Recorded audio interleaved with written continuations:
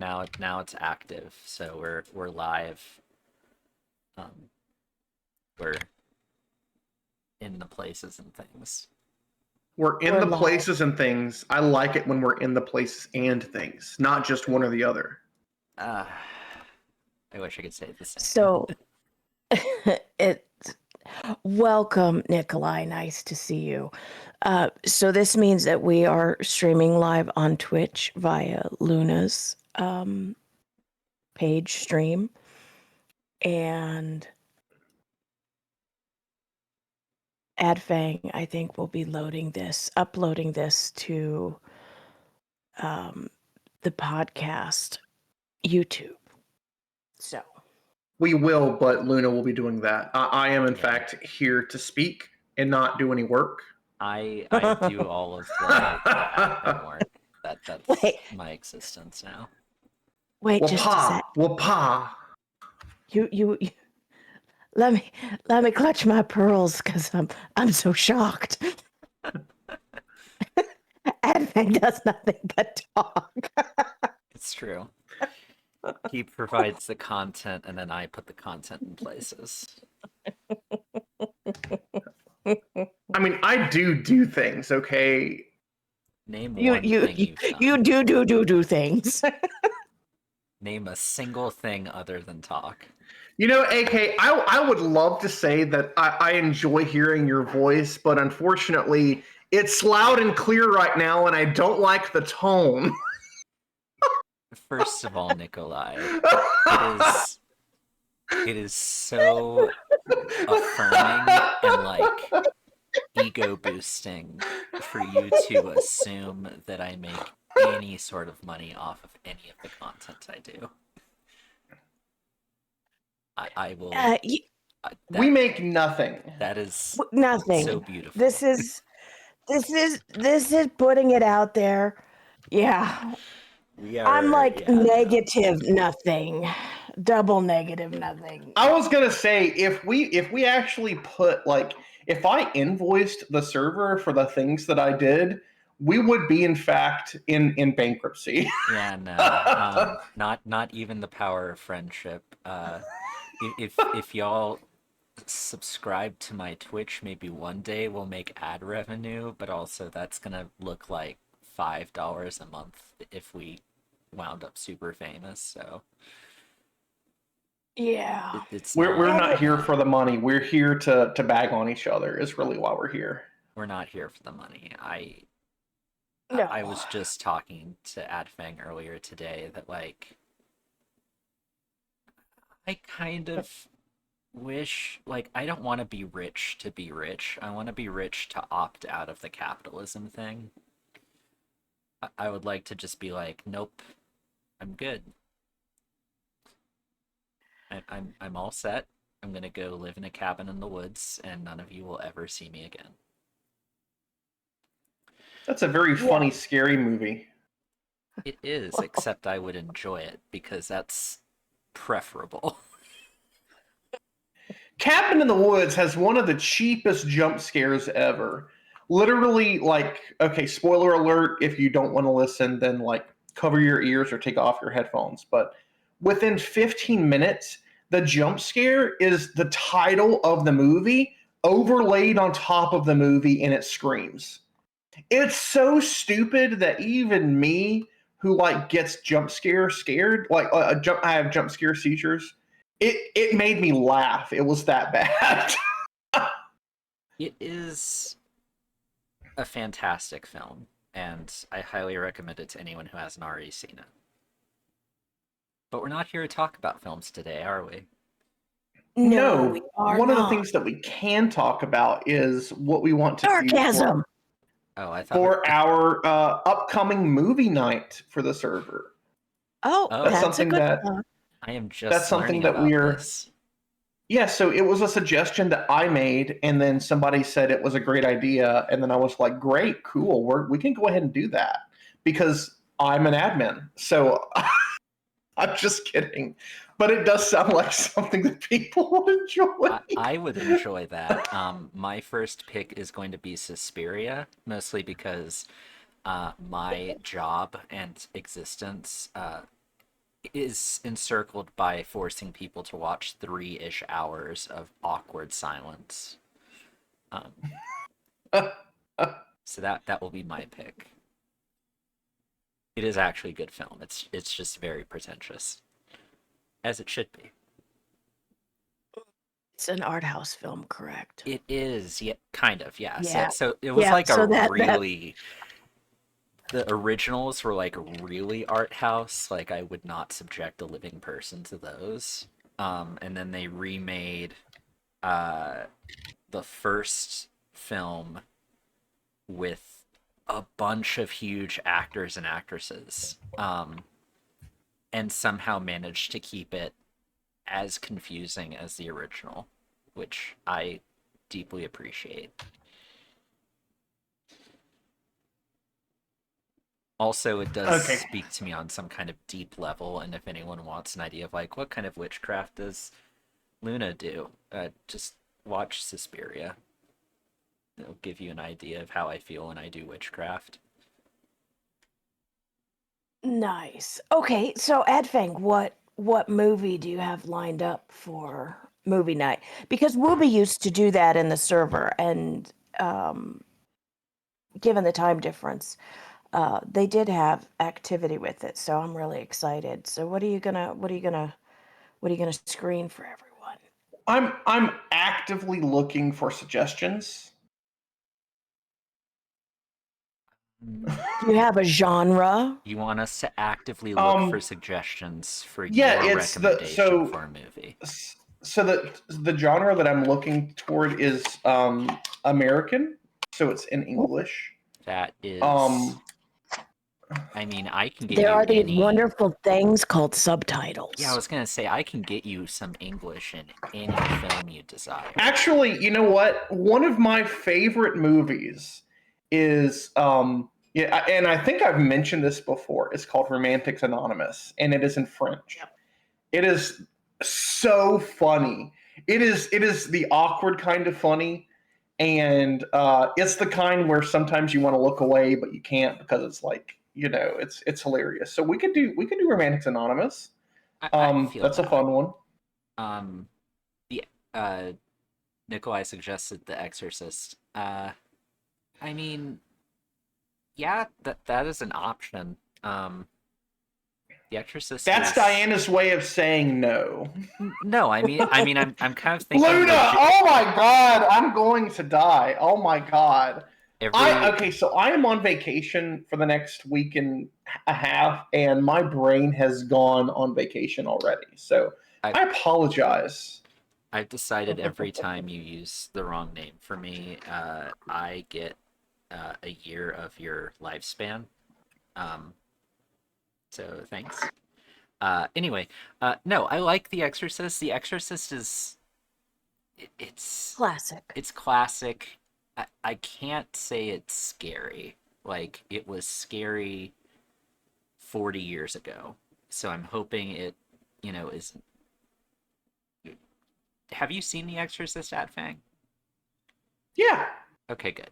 Um, like you would argue that that is a movie we could watch, right? Because I mean, it's mostly So vomit. so my concern with the movie night is people may have to stream it themselves and we all like do it at the same time. I don't know what like the copyright ramifications are of that. Like if I can stream it, then that's fine. Or if someone can stream it.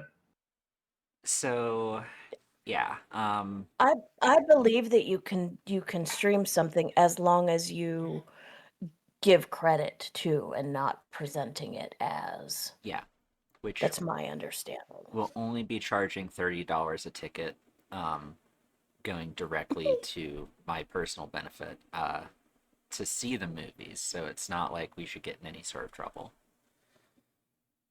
That doesn't sound sketchy at all. Joking. It In there's fact, in fact, that is the epitome of not doing it for just your benefit. That sounds like we are doing it for a benefit. it's just the bad, like between the two selections, just the bad selection. Um, but yeah, Exorcist would be a good film. God, Mirror Mask is a film I always come back to as like a speaking of art housey films. That would be a good one, I think. So, with all this being said, we are what 20 minutes into this, and we don't have we're not on topic yet. So, what is the topic for today, AK Lady? The topic we decided upon was an open discussion on personal perspectives of what it may mean or how you may perceive good, bad, negative, harmful. How do these words play into your practice or your belief system? Do they limit you, and are you open to others who may have a different understanding of what, air quotes here, bad or negative may be? And then suggest that we also maybe touch on balance, which I think is also very healthy. So, um, yeah, that's kind of what we're touching on today in many words. Great. Uh, Do you want to start us off? You're just really trying to wear my voice out already, aren't you? yeah, I mean that's how it goes. Is that we'll get you in for a couple minutes, and then Adfang will take over for the next 2.5 hours, and you and I will just go take a nap. We'll try to get our words in edgewise. Yeah, Indila, pop out and then hop back in and see if that helps with your settings. Okay, so there is a lot, for me, there is a lot of what I hear people focused on either limiting practice, having limiting beliefs because someone along the way, whether it's collective culturally or we've been told different things are negative and or bad, harmful, such as the practice of talking with spirits, right? So we've seen that throughout history when we're talking about mediumship. It's a lot of times it was considered very bad in a lot of cultures because we're dealing with the unseen, and there's this potential for possession in certain people's minds. So we're talking about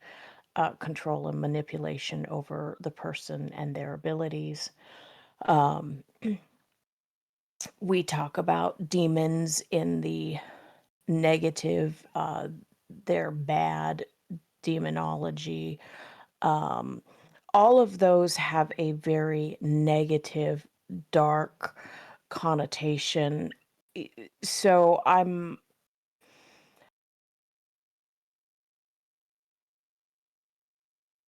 what I'm curious is for each of you, and then if our audience has questions or if there's something that they would like to um, ask or discuss, um, what have been limitations, or where have you self-limited, particularly you, Luna, because there was the thought process or the idea that something you did was bad or wrong or not, I hate to say it, within the mainstream. Um, would you say you have faced that in your practice, or have you come across that? Have you experienced that personally? Not only Luna, but also to Adfang. And how do you move past that aspect where people allow you or want you to believe something that you feel you're drawn to, or is a natural aspect of part of your practice that's negative or bad? How do you address that? Okay, that's completely fair. And I there is a tiny part of me that is like, if karma exists, karma has brought me here to answer that question. It's, um, it feels very much like a "oh, what did you learn" moment. Yeah. I mean, for context, my magical and spiritual practice has since early on been unorthodox, self-teaching, and then like finding stuff, which for my edgy childhood meant a lot of energy work, psychic vampirism, and then eventually getting into chaos magic and winding up in a group of chaos magic people that weren't great, which I'll get into. Um, but I think I think that there are different types of restriction, and uh, I think good restriction typically comes from learning about yourself and also learning what you are willing to choose and do as a practitioner. And when I say that, what I mean is essentially like there was one point where um, my spiritual practice had gotten to a place where it was actively damaging to me, um, and I was given a choice to sort of continue doing something in a specific way that would cost me potentially myself, but the larger thing would be someone I really cared about, my family, um,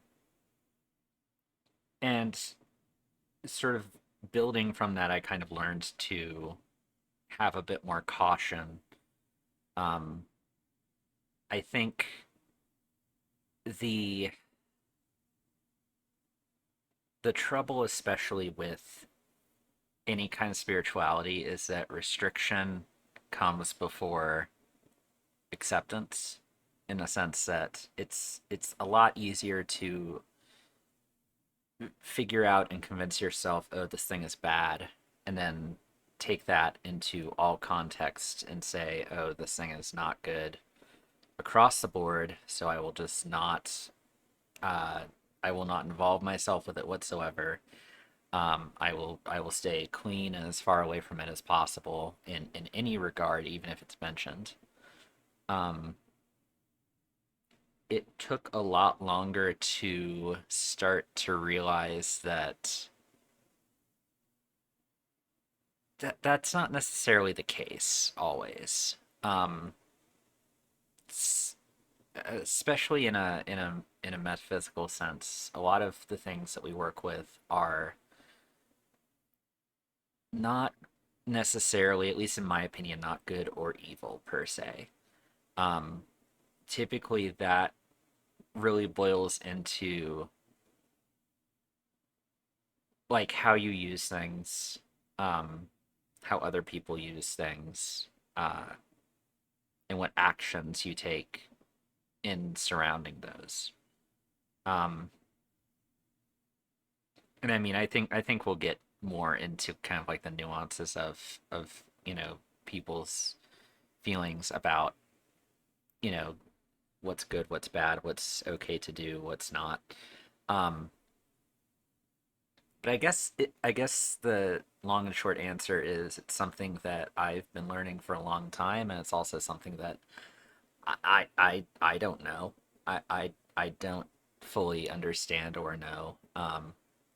For all I know, this time next year I'll be like, wow, I really messed up last year or something like that. Like and I'm thoroughly convinced that I know nothing.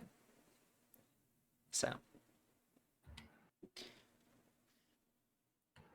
No, that's um, really well stated, and I thank you for that. Um, and I do really feel that there is this kind of natural inclination, like you mentioned, when we get a feeling or an idea that something is bad, we then encompass it in all aspects of practice, and therefore, we limit. I also have seen over the last several years where people um, tend to want to be a little more private, or they're more leery in in certain places online, um, because they've gotten backlash from different practices, or practices that are not necessarily mainstream.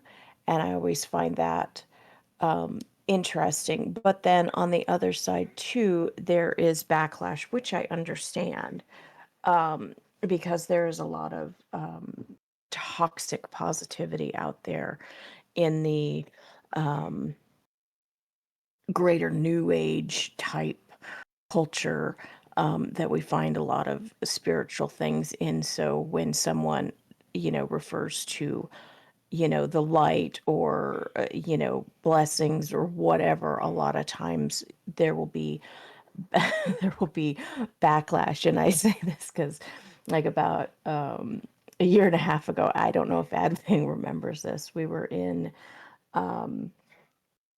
doing a group circle, and a little bit of meditation, and to get everybody ready, because there is an aspect of protection whenever we do anything, especially if we're doing any work around the astral, out of body, whatever. And someone popped into the chat, and I was like, okay, surround yourself, because it's a very simple thing to do. Surround yourself in a bubble of white light, and allow that to flow through you to keep you protected. And somebody had come in from a different server that was a little, more edgy, we'll say. And they heard that, and it was like, nope, that's it, deuces, I'm out. Because they thought it was like, they thought we didn't have, or I didn't have any tolerance. And it was, I was like, oh, that's a really interesting lesson to learn, and I'm sorry that people feel that way. But there's always going to be opposition. There's always, in my belief system, there's always going to be some level of polarity, because that's what fosters growth, and that's what helps us figure out what direction we go in. And for me, I consider myself very much on the gray scale, depending on, as far as energy work goes, as far as what part of the spectrum that's going to swing on, totally depends on either the actions, whatever needs to be uh, made to happen, whether it's ritual work, whether it's healing.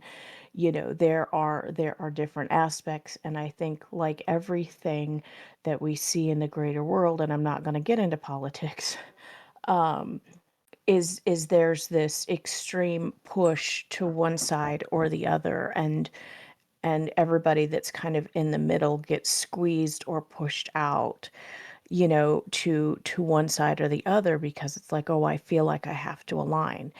And my question is then, why do we feel like we have to sacrifice our authenticity and our agency to, quote unquote, fit in to a paradigm that doesn't necessarily fit who we are? And why are we not okay? Why do we feel like we need to assign what someone's practice should look like?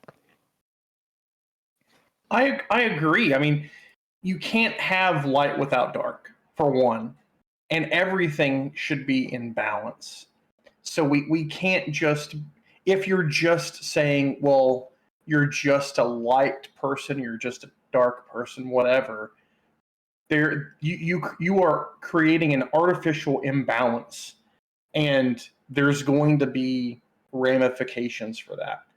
So I would say there are things that I do that are definitely on the quote unquote darker side, but it's also balanced by the things that I do on the quote unquote lighter side of things.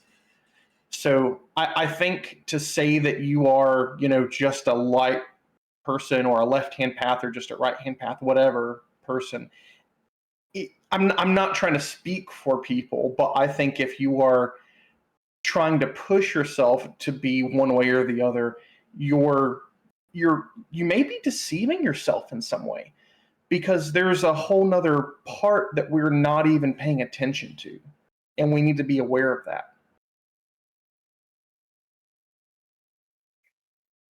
Yeah, I mean, I would fully agree that like, and I think we can kind of get into that in more detail. It's like how balance works. But yeah, I mean, I would say that uh some of the, I guess, things that I do um can be construed as unsavory, uh depending on your understanding of things. As Adfang is learning in this exact moment.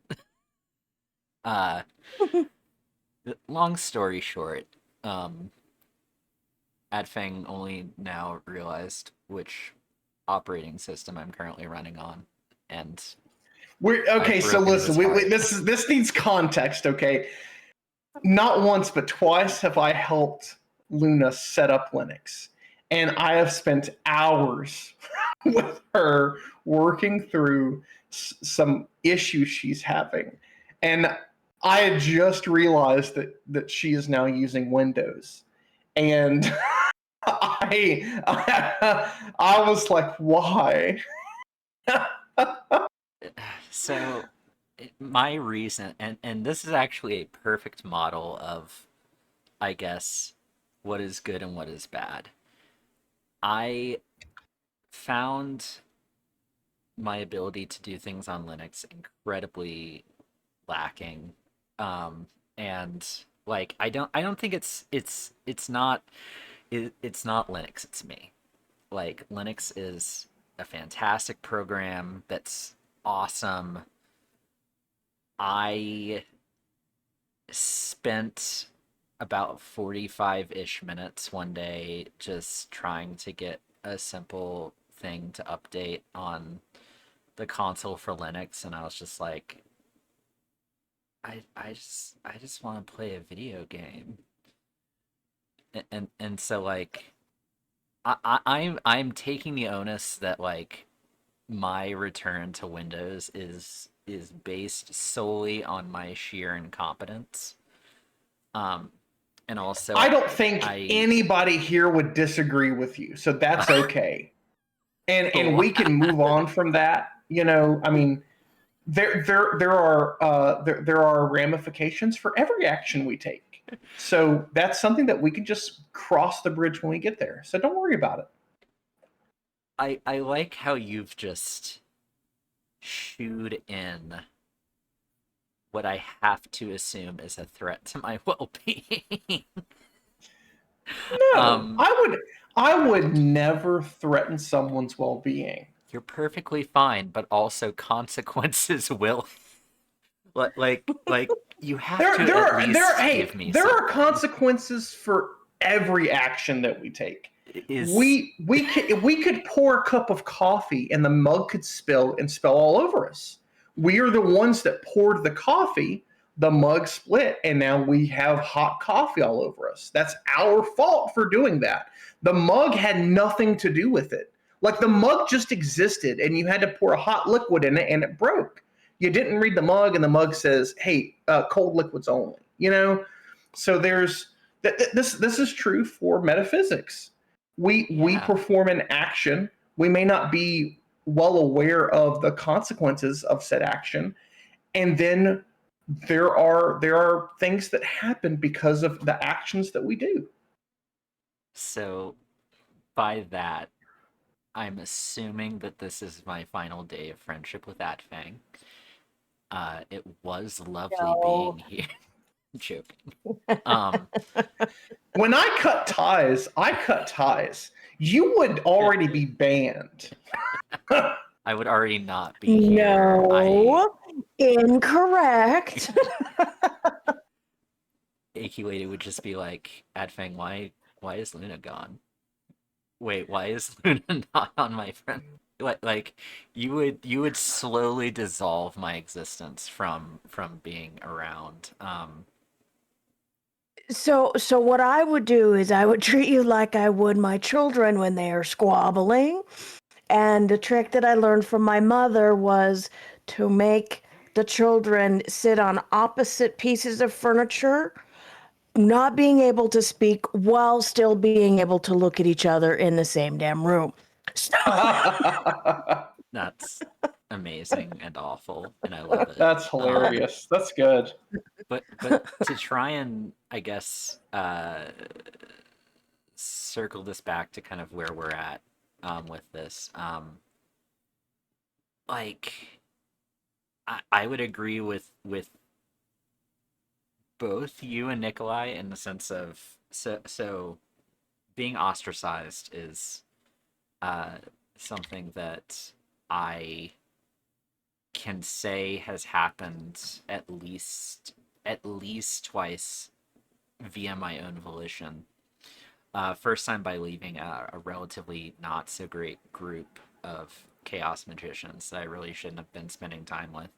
Um, but the second time, most recently, was with like a close knit friend group that I had been part of for a little bit of time,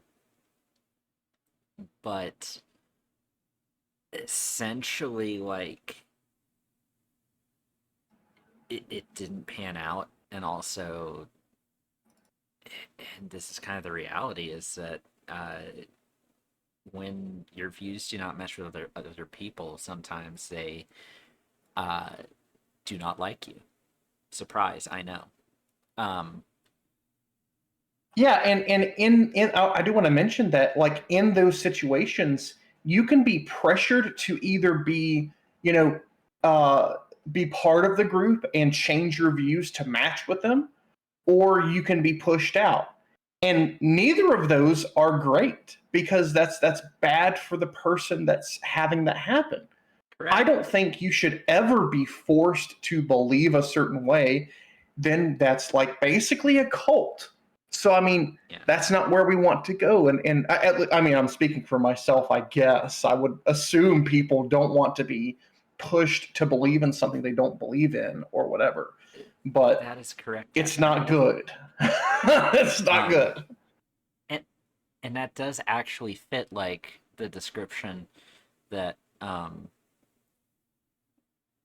I uh especially with these people, I wouldn't say that they were a cult in the sense of it was literally just a group of friends. But what I did get to experience was how, especially in a spiritually inclined community, you can be ostracized by essentially being told that you've done wrong or you've done the wrong thing. Um, and that can happen any number of ways. In this case, it happened because the group had a person who was known to like give readings and stuff, and they of course were someone that I trusted enough to get close enough to, and it just kind of went sour, which I can get into, but I don't want to stretch the topic too far from where it's supposed to be. no, I mean it's really good, and I find it, through talking, through being able to be open and share and discuss, I find it very interesting. And I understand that I have lived a privileged life. And I'm going to preface that because when, Nikolai shared what he shared, about being people kick you out of the group, you're ostracized. I have always been a nonconformist. So I take that for granted, that clearly is a luxury, because I don't like to be in situations where I feel uncomfortable. And if going against what my internal being, what my self is wanting me to do, or what I feel is right for me, if that action or that group or those people push against that, I, my natural reaction is to step away from it, because it's not right. So that the aspect of wanting to step toe into what someone else tells you, this is very interesting to me, because I need to be able to see other people's perspectives and experiences, and I have to understand, once again, that my life and my experiences have been very different, because I would choose to separate myself and self ostracize. But when I was a teenager and I got tired of my friends, I used to tell my mother that I was on restrictions. So if anybody, back in the day when everybody still had a regular landline phone, that I was on restrictions, and she'd be like, "Well, how long are you going to be on restrictions for?" I was like, "I don't know, like 2 weeks." And she'd be like, "Well, what should I tell them that you did?" And I'm like, "I don't care. Make it good." So so, That's so in innovative. in I that like that. anecdote, I hope that helps you understand a little more, you know, that there is a difference in what we understand and how we follow our own paths. Hmm. And that's kind of what it's about getting to. But I do want to say, um, I do want to respond, and hopefully Adfang and Luna, you will respond to this as well. What Nikolai said. He said, basically, folks don't trust you to scan or do energy work because they don't agree with you.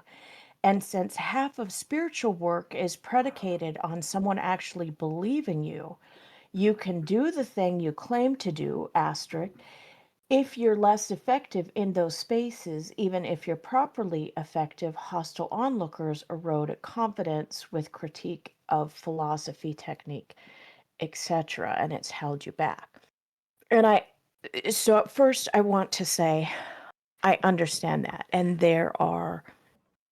that comes back to another reason why this space was created, because there is a lot of negativity. And this space was created, this server in particular, is to assist people to break out of those paradigms and out of that control perspective that someone else who's practicing feels that they have the fucking right to tell you how and what you should be practicing, and this is how you should do it. I'm sorry, I'm getting on my soapbox right now because I have a real big problem with that.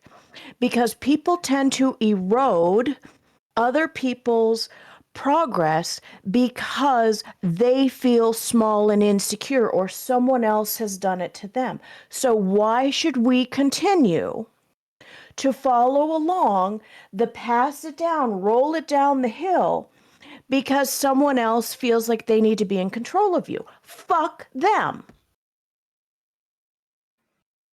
Period. I'm really sorry, but if you can't tell, that is something that it's a real hot button topic for me, because no one has the right to tell you how you should practice, how effective you are. And second of all, I'm sorry, but you don't, the other person, if you are effective in your energy work, you don't have to have somebody actually believing that you can do the thing. And I'm going to tell you why. I used to spend 10 to 12 hours a day doing free readings on Reddit. Okay? Really toxic space. And then people would be like, you have people who naturally want something for free, but they do not want the answers that you're going to tell them. So they are going to tell you, no, you're wrong. But when spirit keeps telling you and showing you the same thing over and over and over again, what it comes down to is not you and your ability. It has to do with the ability of the person on the receiving end. They're limiting, they're blocking. So if you are in a spiritual practice, whether it's energy work, whatever it is, if you believe and understand how you work and remove the trappings from what everybody else tells you, you will step into your authenticity. And when you start to step into your authenticity, you start to step into your own power, because your naysayers fall away. And then what happens is that people that are of a similar mindset continue to come into your life, or you get verification. I've had so many people say, nope, nope, nope, that's not true. And then whether it's 2 weeks, whether it's a month, whether it's 6 weeks, or even months later, you'll get a message and it's like, oh, you know what? I was reading back. This happened. This was correct. So there is a way to get confirmation, but people have to step out of their way. And you also have to look at, what is your audience? How much are you invested into what the other person wants to tell you? Because that's manipulation and that's control. And as far as I'm concerned, if you haven't gotten the message yet, I find that highly offensive and wrong. So I'm gonna take a step back. I'm gonna You're have a sip okay. of my coffee and ooh-sah back into Well, mellow self, and I'll let you guys pick it up. while you hopefully, first of all, that was all fantastic, and you're fine, and don't worry about, like, this is why we're here. I'm here for it. I guess, yeah, it is, especially not just for the comment, but also just for like all the things that you said. I guess now I kind of need to explain the story of what happened, because it all pertains together, I guess, which I feel will probably not help you get off your soapbox. If anything, I'm about to probably glue you to your soapbox, which is fine. Um, I accept my fate. So like, and it does kind of get to the point of like having people sort of want some level of control over you and your situation, and uh like my situation very much is, and for context, I work with a lot of different entities, including like infernal demons. Um, but essentially, one of the people that was in his friend's group was a considered themselves like a medium. Um, and they did a they were doing a reading to try and like gather information about various entities, as far as like their opinion of me that I was trying to gather at that time. And for context, I had already been friends with this person for about a year-ish. So like there was already an established like level of friendship and trust with these people, which kind of made everything worse later. But essentially, and looking back, I don't know how accurate it was, but she quote unquote got possessed by this uh, demon that I work with, and essentially told me that like I shouldn't be looking for other entities, that I was a terrible person, that they didn't want to work with me anymore. Um, and this went on for about I'm gonna say like 25 minutes of just texting me walls of text supposedly of this entity, specifically speaking through them. Um, so by the end of it, I was basically like a shaking, panicky mess.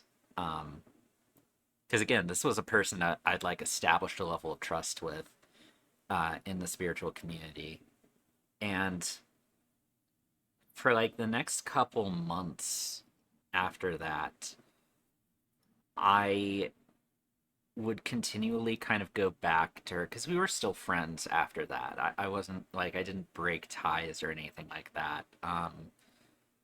But I think it kind of went back to what you said as far as like compromising your own view um, and your own truth because of other people, and like because I put so much inherent trust in that one person and like other voices that were specifically around them that were, if not directly, indirectly kind of saying like, well, she's probably right. Um, Essentially, it led to a situation where I, cut ties with that entity for a while, like had a really unpleasant, hard time. Um, and I think looking back on it, kind of like part of me subconsciously always knew that something was off, something was not quite right about it. But I convinced myself how could like 5 to 6 people be wrong? Um, and on top of that, I was in a relationship with one of them, which made it worse. Fun fact: love makes everything worse. Um, Direct quote from me. You can use anytime you want. Um, We'll put that on the T-shirt. yes. But the long story short is that like a year later, so like skip ahead after all the panic attacks and all the spiritual turmoil and everything.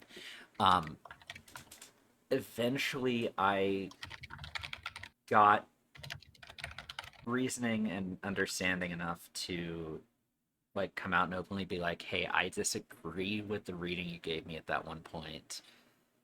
I don't think it was right. I think that you actively like should have had better control over what you were doing." Um, and I summarily became ostracized from that entire group, including the person that I was in a relationship with at the time. Um, because like I, you know, hurt their friend by telling them that, I thought they were wrong. Um, and from there, like, there was a lot of me being slowly separated out of the group. One person apparently decided to advise to everyone that I was a huge narcissist. Um, and so, like, eventually I wasn't told to leave per se, but I eventually like unfriended everyone from that group and left after sending him like a thank you for the good times message. Um, and so yeah, I've spent 2025 kind of processing that, processing losing like my entire friend community, losing like 2 relationships in the process, um, and like also simultaneously trying to,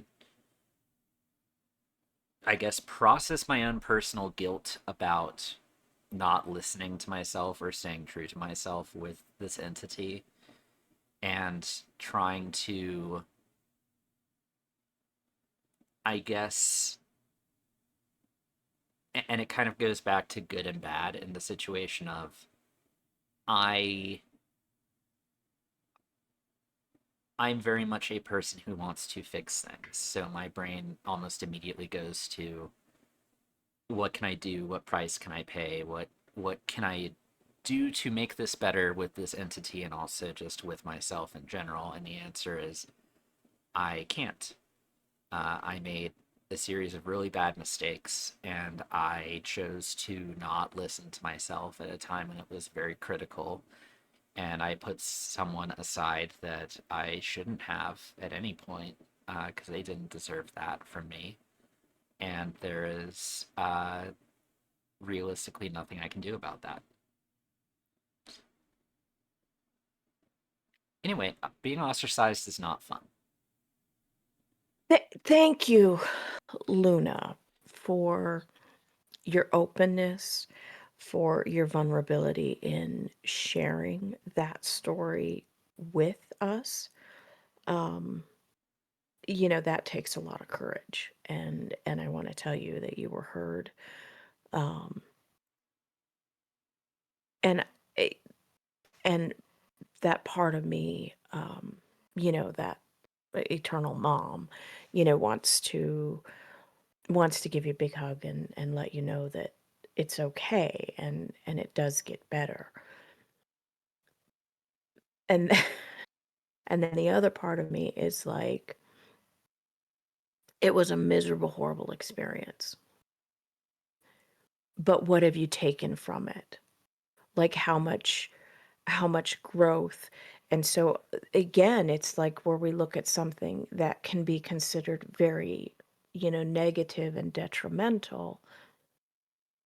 And yet when you get to the other side of it, there is purpose to that, because when we're able to start letting the trappings fall away and we're able to step into ourselves and respect our being, that peace that comes with it, whether it's, attached with a lot of solitude, or incubation, cocooning, um, when you come out the other side of it, it's like, yeah, that was a really difficult and very, very painful experience.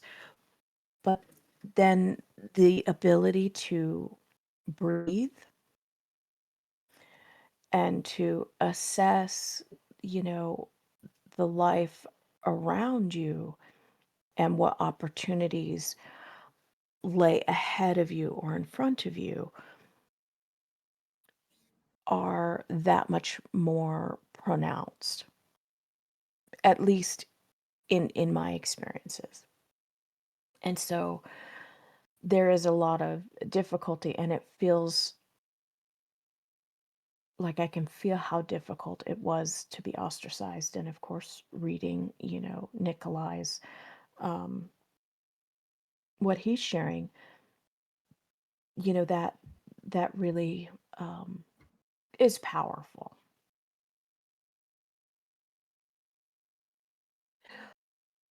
But ultimately, it's like, is there benefit? And then when you go back and you review, it's it's like you brought up infernals, right?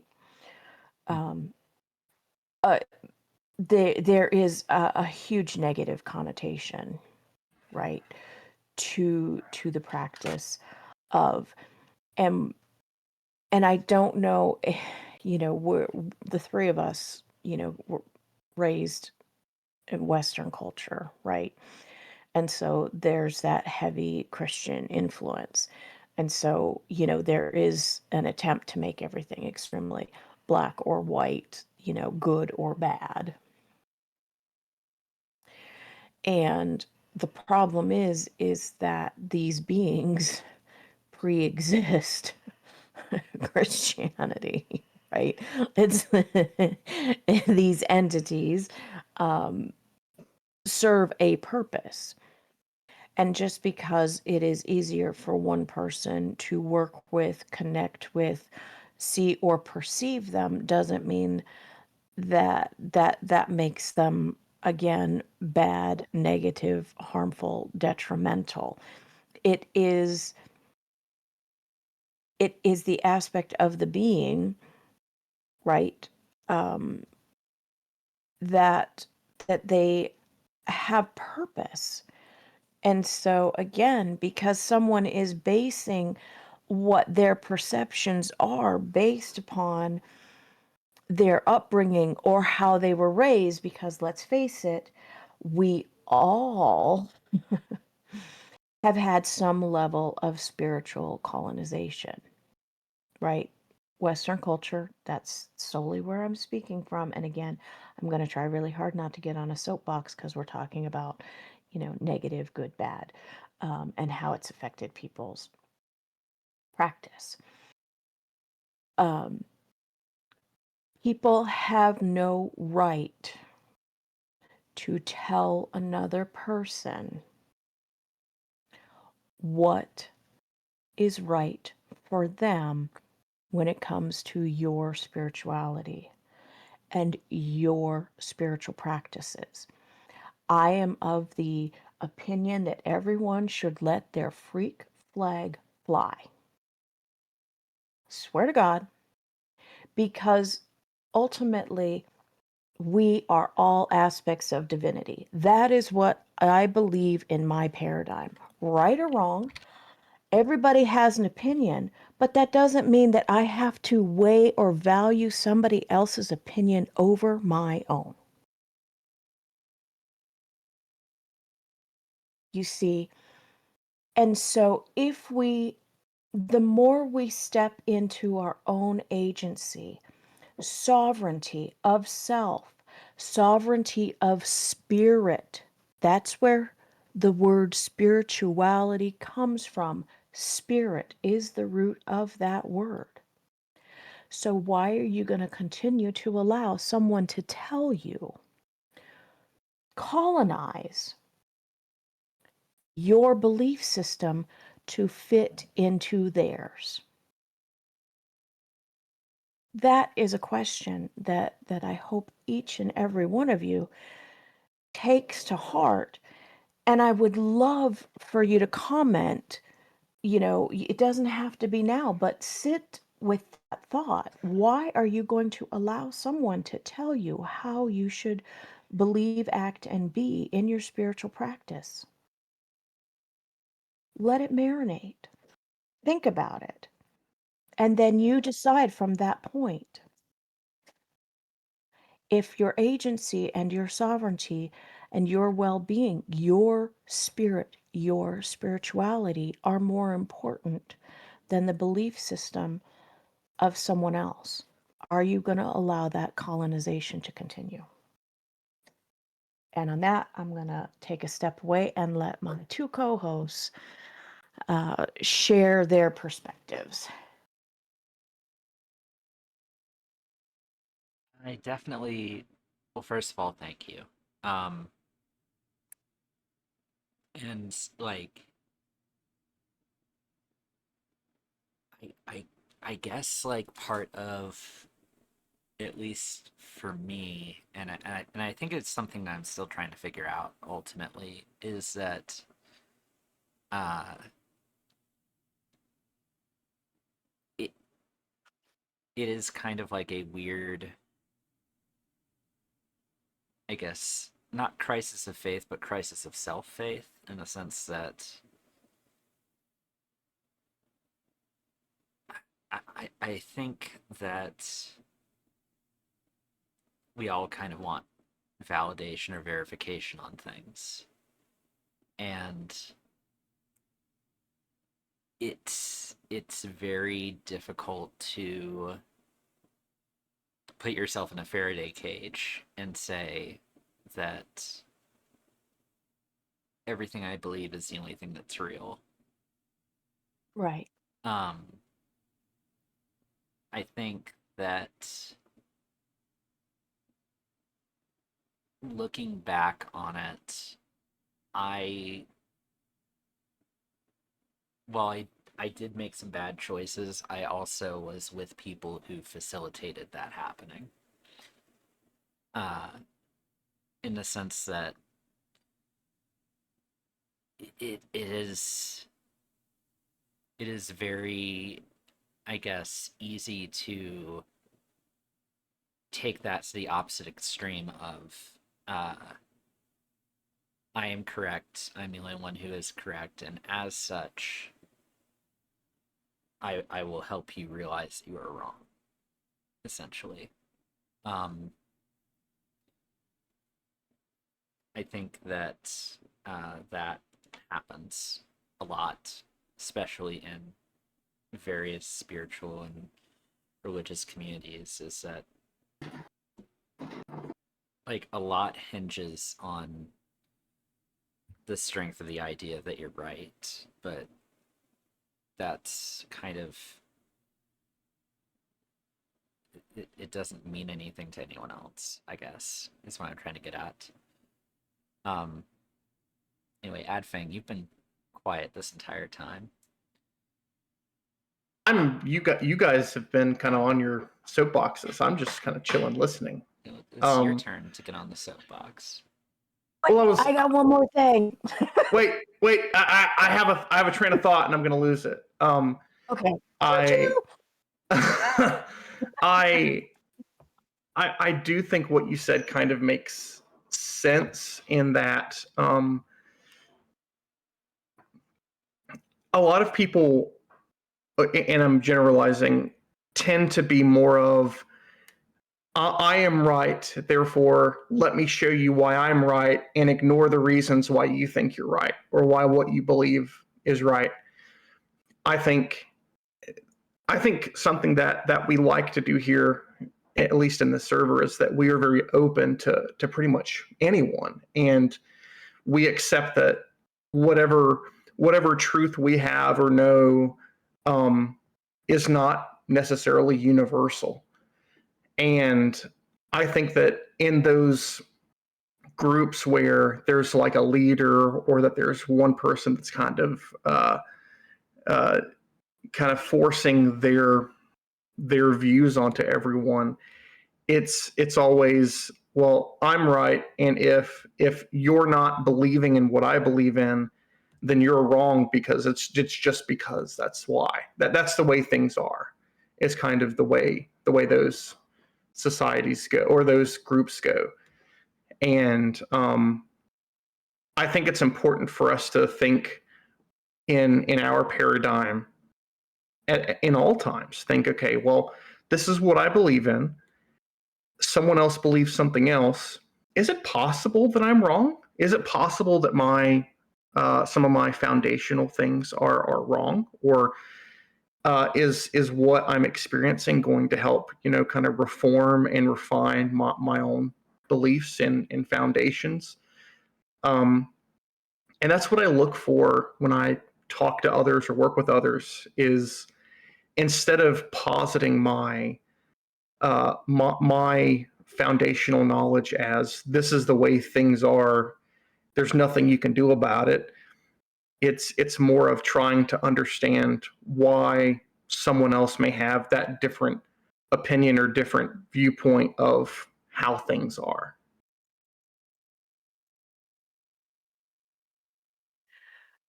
Yeah, I mean, 100%. And practice should be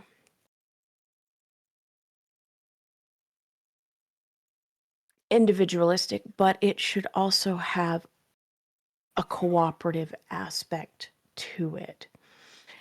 And and for any of you who have been here with us for any length of time, you know that the two things, the one big thing that Adfeng and I both preach about, one is understanding Is it metaphysical or is it mundane? Right? Being able to self-assess and ask the questions, because we know that there is a higher chance that someone can, kind of float off a little bit into, you know, other territories that we don't have either the degrees or the education to handle, right? And then it's practicing, it's creating a network of trusted people around you to help you balance everything out, right? So it's like, okay, this is without front loading. This is, can you scan this? Can you look at this? Can I share this with you and you give me your perspective, your opinion, what you perceive? And that helps us swing back into balance. And it doesn't mean that everybody is 100% fallible or infallible. It just never hurts to help keep the one, the center, the self, in balance by being open and asking and working together to help understand, because sometimes it's those little tiny pieces of a glimmer of something that is said that we may feel is super important or unimportant and we miss, but it resonates with someone else and it allows that other person to share and pick up on it in their perspective, in their paradigm, and say, you know what, maybe this is what it is. And sometimes it's just that little tiny puzzle piece that clicks that helps one understand a little bit better.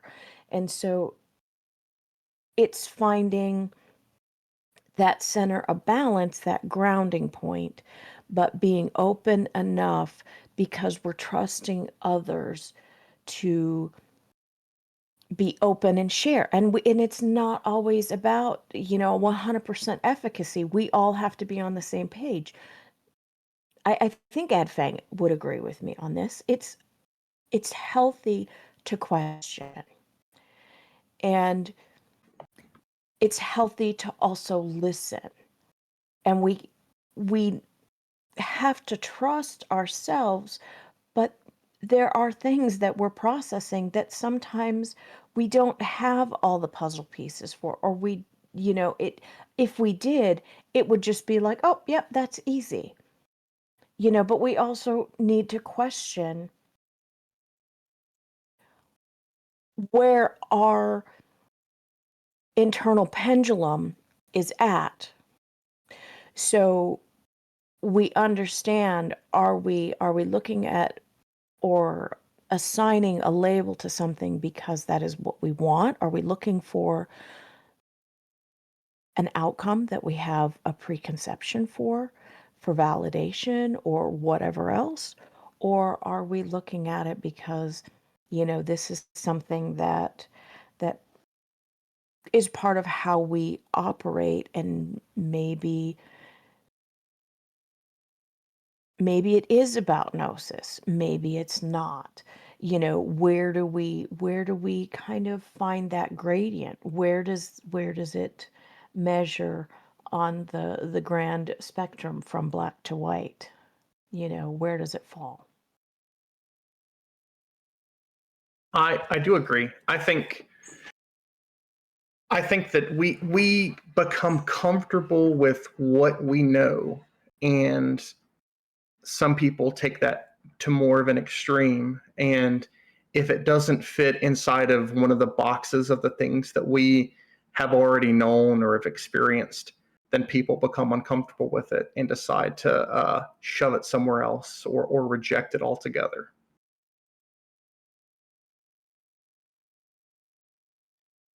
I am I am physically restraining myself from posting a gif of the what's in the box from the movie Seven.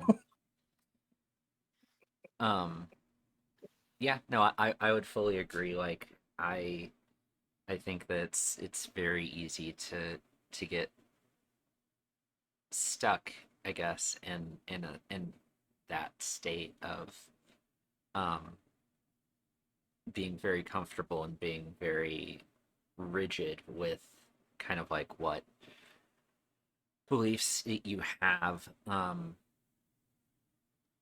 I think also like it is very possible as well to become rigidly stuck in like being convinced that you're wrong, or being convinced that something isn't right because someone in a seat of authority convinced you of that. Um, but yeah, no, it is a slippery slope in either direction, and I think convinced that you're wrong, me. Well, first of all, you're not wrong. And second of all, you might be wrong.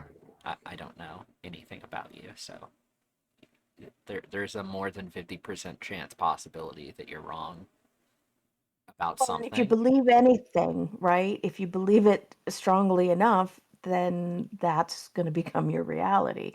So the more you continue to double down on it, the more it's going to manifest. I mean, that's just kind of how it works, Yep. so shift your perspective. And turning that around takes a lot longer than the path to get to that point. Yeah, well, yes and no. Um, y- yes, it is a bit law of attraction-y, but like I don't think it's more of it's less of you believe it, so this energy is going to come to you, and more if you if someone convinces you that it's too bright outside, and then in response you're like, yeah, I would agree, so you close the blinds, and then you agree even further, so you order some sunglasses and you wear the sunglasses all the time. Your perception is going to be altered by the fact that you are buying into the notion of something that someone else has told you. Uh, so it's less law of attraction and more you persist within the reality that you set for yourself. And sadly, also, you are the only person that can shift that reality. So going from that and then being like, well, I was wrong, so I need to change it, is equally frustrating and difficult, because then you are backtracking on yourself, but also possibly backtracking on other people who gave you the original information. And then, you know, the best you can hope for is having like a huge existential crisis and possibly doing a bunch of shadow work and discovering that you, like, internally probably like hate a part of yourself that you need to reconcile with. I'm not speaking from personal experience or anything. I don't know what you're talking about. Stop looking at me. Thanks. I think it's good to realize that we're wrong and accepting that in what we do. Because if we continue to only see that things, whatever we're believing in, is true and right, and we keep on doing that, we're going to delude ourselves into thinking that we can never be wrong. So I think being wrong is refreshing, Yep. and it kind of puts things in perspective. Like, oh wow, I was actually wrong about this. I totally miscalculated, and that just means I need to revisit all of the things that I thought that got me to where I am. Yeah. And Um, that's it's good, because then we go back and we go, okay, so what about this thing, like, go kind of like go all the way back to maybe your foundations and go like, okay, so this is what I know to be true, is this where, there was a disconnect, and like, okay, no, well, that looks good, and then keep on going to figure out where that disconnect happened. And once you do that self-reflection and figure out what happened, and you're like, okay, so this is where, I made an assumption about something through my experiences, and that's where the things kind of fell apart. And now I get to rebuild all of this knowledge with this new knowledge that I have. And it's scary the first few times. Well, it's always scary. I'm not going to lie. It is scary whenever something happens and then you're completely flabbergasted at how that got to be the way it was. But at the first few times, it's not going to be great. But then eventually it's going to get to a point where you're like, wow, I was actually wrong. I want to figure out why. And that's where I find myself now is I like to be wrong, and then I like to figure out why. Man, yeah. I mean, if that was such a first of all, I say this with all the love in the world, and also I agree with you, but also saying being wrong is refreshing is the most I haven't been wrong recently statement. And I would like to offer you this complimentary sack of you get to be wrong next year. I get to take a break. I was not meaning that whatsoever. I understand how that could seem like I was saying that I haven't been wrong. I'm not saying that at all. I can tell you he has. Oh no, Yes, it's not. It's not that. I know you've been wrong, but like the way you said it, like to me, was very. Yeah, I did my time I'm saying it sipping in a martini confidence. off to the side. Yeah, like I did. I'm saying already. it with such confidence that I enjoy it, not that it has not happened. So I assure you, there are many times that I am wrong, but being wrong is refreshing. Yes. I understand what you're putting down. I'm also messing with you, and also like I'm very ready to move beyond my whatever phase of being exceptionally wrong that I seem to be in. So You'll get there. Don't worry. Yeah. Thanks. I will tell this story that I may have told before, but I may not have. I don't remember. So when I was younger, I was in the mindset that my belief structure was always right, and it was kind of like what Luna experienced, which was someone always saying like, okay, no, you're wrong because this is what I believe, and this is that I have proven this works. There's no other way it could be, and that caused a pretty big conflict in a group of mine, not Luna's. This was very long ago. This was like 15, 20 years ago. I don't remember. I feel so old now. Yeah, no. Anyways, you don't, anyways, let's not get into that. So ever since then, ever since that happened, and I swear for like 5 years afterwards, after I self ostracized myself because no one was falling in line. And I was so convinced that I was in the right for doing this, etc. I mean, I was admittedly so head up my butt, like, okay, everyone else is wrong. This is just the way it is. It took me like 5 years to realize, oh my God, I may in fact not be the keeper of knowledge in this thing.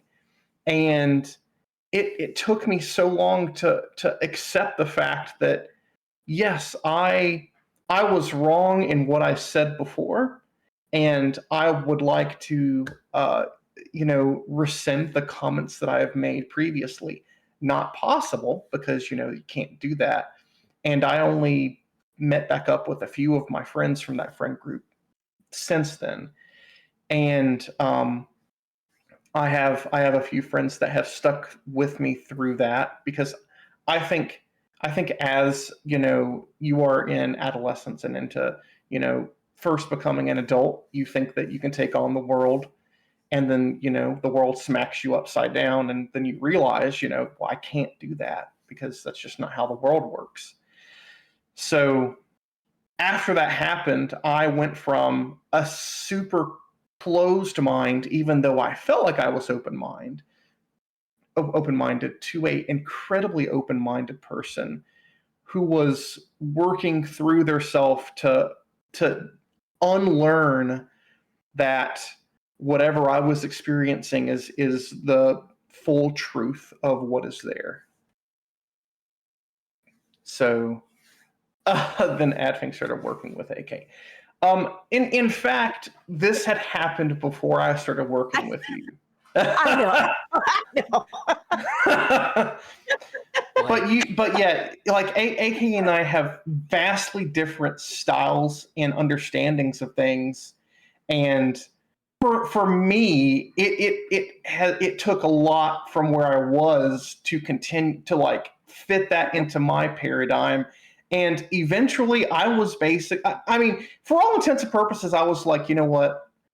I don't really understand all aspects of this right now. I'm sure I will eventually, but I just know that, we're good. Like we are getting the same thing, and just kind of accept it. And I think that is a key in a lot of practice, is just realizing, you know what? I might not understand why this is working right now. I know that it is, but I can't understand it from my perspective. And yeah, going on from there. Quick It's question. Yeah. First of all, beautiful journey. I'm glad to know that you've not always been Yoda. Um, but also like what you just what you just now described, is that what it's like to not have chronic anxiety? I've never been an anxious person, That is but fascinating. speaking. Okay, so speaking from literally the other side of your scenario, I guess I would be the bad person. Like I would be the people that you were dealing with. I mean, There is potentially, a and I forgive mindset. you. Well, thank you. So there is you get in such a deep mindset of like, okay, well, this is tried and true in the way that I see it happening. Therefore, this is it. This is how things are. And if anyone challenges this, then they have to be wrong, because the way I do it works. And it's not to say that whatever way you were doing it doesn't work. It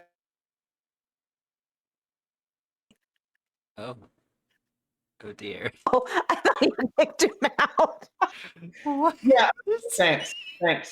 So, as I was saying, and you can go down there now. As I was saying before I was rudely Oh interrupted, my god. um, well, oh god, I lost my train of thought. Whatever you were doing, truly, yeah, you can ask to speak, but you're not going to right now. There you go. Fighting with mods. Okay, here you can speak now, but you're gonna let Go, what I'm go, saying. go on. Adfang, finish your train of thought. Yeah. So That train has jumped the tracks. yeah. So let me finish, because I've already kind of lost the train of thought that I had. So in that moment, while that while I knew what I was doing is correct because I could have it verified, it got stuck at the point of understanding that things may happen and be able to happen in other ways. And that is the leap that people get stuck on, especially I think the people that you dealt with, was They assumed that because whatever it is they did worked, that was the only way it could be. And it couldn't be any other way besides that way. And that is what it felt like. And in that mindset, you think, okay, well, what I'm doing is working. Therefore, anything else, why do I need to entertain that? Because I'm right. And you eventually, I hope, realize that that is in fact not the case, that there are many different avenues for things to happen. Yeah, so that's brilliantly said, Ad Fang. I'm going to give you that one. So basically, what happens, I'm going to paraphrase for everybody, is that we pigeonhole ourselves and we get into limiting behaviors because it's like, oh, we're going to create a formula, and this plus this minus this at a pinch of this equates into this said thing. And because we practice it and it becomes so ingrained in our behavior and our practice, we start to get very narrow-minded, and we stop experimenting because we have a formula that we know works. And when that happens, we have a tendency, because we are creatures of habit, right? We like what is comfortable. And so we then stop, or not we in general, but a lot of people tend to stop exploring because we already have the formula that gets the results. But when we do that, we forget to stop and realize that it is change, it is mistakes, it's accidents that help us grow. That is what helps us push past our own limitations and our own understanding. And that's where being able to observe someone else practice, that's see how they receive information or how they process information, how they handle energy, because energy work is such a broad topic, right? Magic is such a broad topic. And just because you have somebody who said, this is the way, that doesn't mean that we still shouldn't be experimenting and pushing ourselves to see how far we can grow, how far can we extend ourselves, where are we and where do we want to be. If you're comfortable just being in your little area, in your little practice, and I'm not using little as something to minimize. That's not it. But when we kind of put ourselves in a box, if you want to stay there because that's your comfort zone, that's fine. But it's not beneficial to you or to anyone else if you tell someone else that that's the only way to be. Because everything is on a band. It's on a spectrum. There are so many subtle nuances and differences, and that's kind of what keeps everything exciting and engaging, and not labeling and not limiting, and understanding that just because someone sees something as negative or they see something as positive and that differs from your perspective doesn't make it wrong. It doesn't make it bad, and we shouldn't just necessarily exclude it. And so, exactly, Sandy, we are different facets of the whole. And so it's like recognizing and respecting what we see in others, and sometimes what we're drawn to or what we admire most, things that people do so differently are part of what helps us engage more. I mean, when Adfang says that we practice, our He is, to me, he is so very clinical. When we do any kind of practice, it is, I used to visualize the energy around him very much like a sterile room. Still, to most of the time, that is how, when we connect, that's how a lot of times I perceive it. And when he connects, my energy, I perceive everything in a very abstract manner, and it comes in a lot of different directions. So it's like somebody drawn on the wall, in a straitjacket, with crayon, and it's like, oh hey, and you might as well take a drop of a psychedelic or something. I mean, we work from extremely different points of view. But that doesn't mean that one of the things I admire most about Adfeng is his clinical understanding, right? It is very direct, it's very to the point. And that is what I use to help keep my la la la la woo in balance. And it's just like Luna, who is very grounded and very quiet in how she works, that to me there is a comfort level there.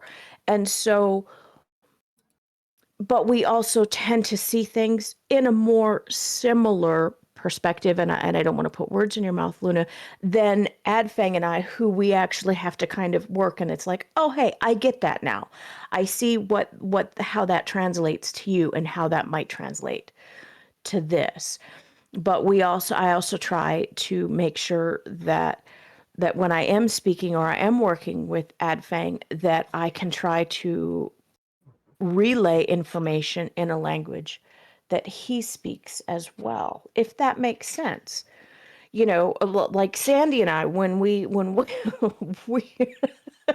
when her and I do scans or do any kind of work together, again, we run on a similar theme as far as like feeling and experiencing. And so that is very much a very sensory experience. So it varies. And so those are just, oh, Sandy, I was just sharing how when you and I work together, because we have a similar experience, that we kind of sense everything, that when we practice or if we're doing energy work of any kind, it's much more of a sensory experience on both sides. So and again, a lot of people would say, oh, that's wrong, you need to have, you need to be protected, you need to do this, you need to do that. But that's not, it's how information is received, right? So not good or bad, it simply is.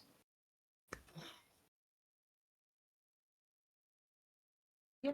And also, like, I'm very flattered at the idea that you feel that we mesh well. Uh, so thank you. Um, but yeah, I mean, and it it is kind of along the same vein, and it's hard to. It is a hard lesson, but I guess one that I learned, which is that, um, especially people who are kind of, in that state of, uh, they believe they are 100% right and are going to attempt to, steer you in a particular direction. Like, the voice of how that comes out can come in a lot of different forms, including exceptional kindness. Like, at least in my case, uh, I think part of what made things difficult, uh, for me to like get to that juncture and move on, and start to like turn things around and realize that uh, I'd been incorrectly listening to someone for some time is the fact that they were, for all intents and purposes, a very nice person, and also were genuinely trying to, or at least, seemingly genuinely trying to help. Um, I think that is kind of something to keep in mind as well, is that, it's not always going to be a very blatant situation of you're wrong, you need to believe in XYZ. It very often can be I am trying to help you, and this is how I am helping you. Um,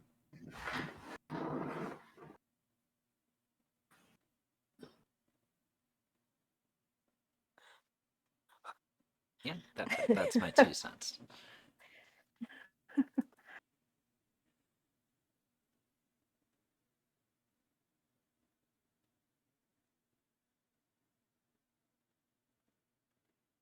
Thank you, Luna.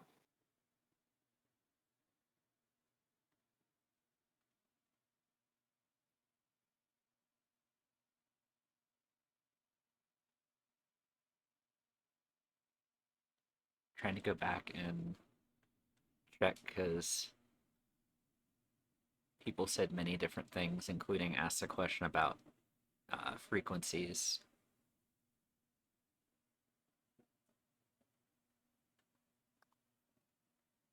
Um, I don't know. As far as that goes, I don't. I mean, I get the idea behind frequencies, but I haven't really thought about it a whole lot. Yeah, and again, it depends on your perspective and your paradigm. Um, I'm just gonna say this. It took me a minute. Nikolai, have you tried using what is uh shoot Edfang? What is the bot we have for a plural kit? Plural Nikolai, kit. have you tried plural kit? It'd make it easier because at first I was like, Ashley, was that? So I get it now. I get it. But we do have that feature in here if that makes it easier to communicate. Yeah, we do enjoy pluraling our kits usually.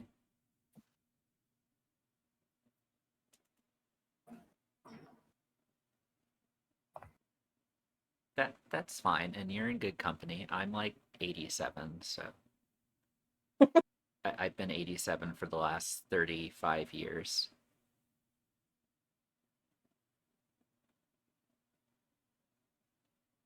I think never assuming we're right is somewhere that we need to, as the baseline.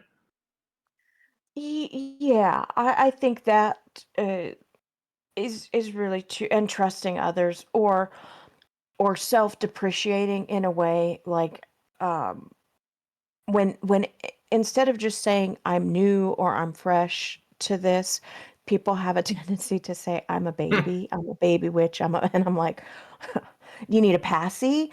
I mean, like, You're fresh. You need to take a shower. Like what are we talking about here? Yeah, no, I mean, like just starting out, like fresh meat, basically, throwing it out to the You wolves. smell kind of bad. You need to get out. You need to go take a shower or something. Woo! Complimentary nose pins for everyone for the fresh whoever. though, and this is not disagreeing. This is more, I guess, my idea behind that and trying to understand my own experience is that, yeah, no one really knows things at all. Um, and you're always gonna have that time where you're like, oh, I know nothing, uh, and have to kind of reevaluate. But also, like, there are points of stability where you will find where you're like, okay, I'm not 100% on everything. I do understand some of these things, and this is what my perspective has led me to believe, and that is okay.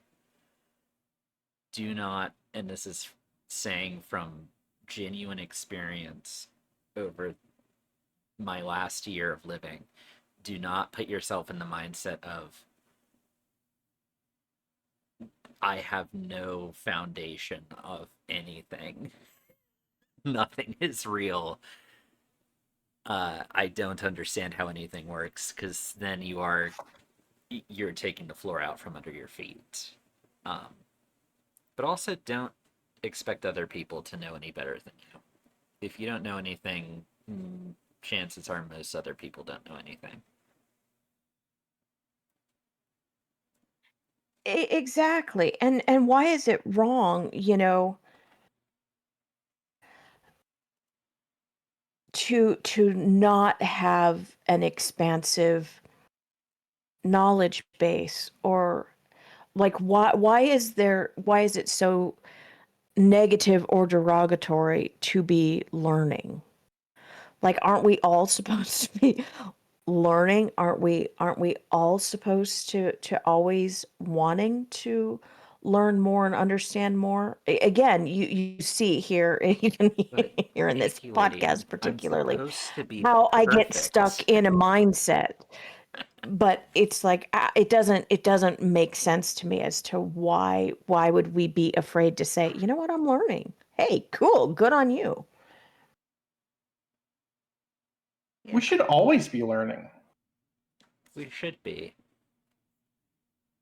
But yeah, no. To answer your question, which wasn't a question, the reason why is because I need to be perfect, and anytime I make even the slightest mistake, it shifts my entire worldview to remind me of how wrong and terrible I am.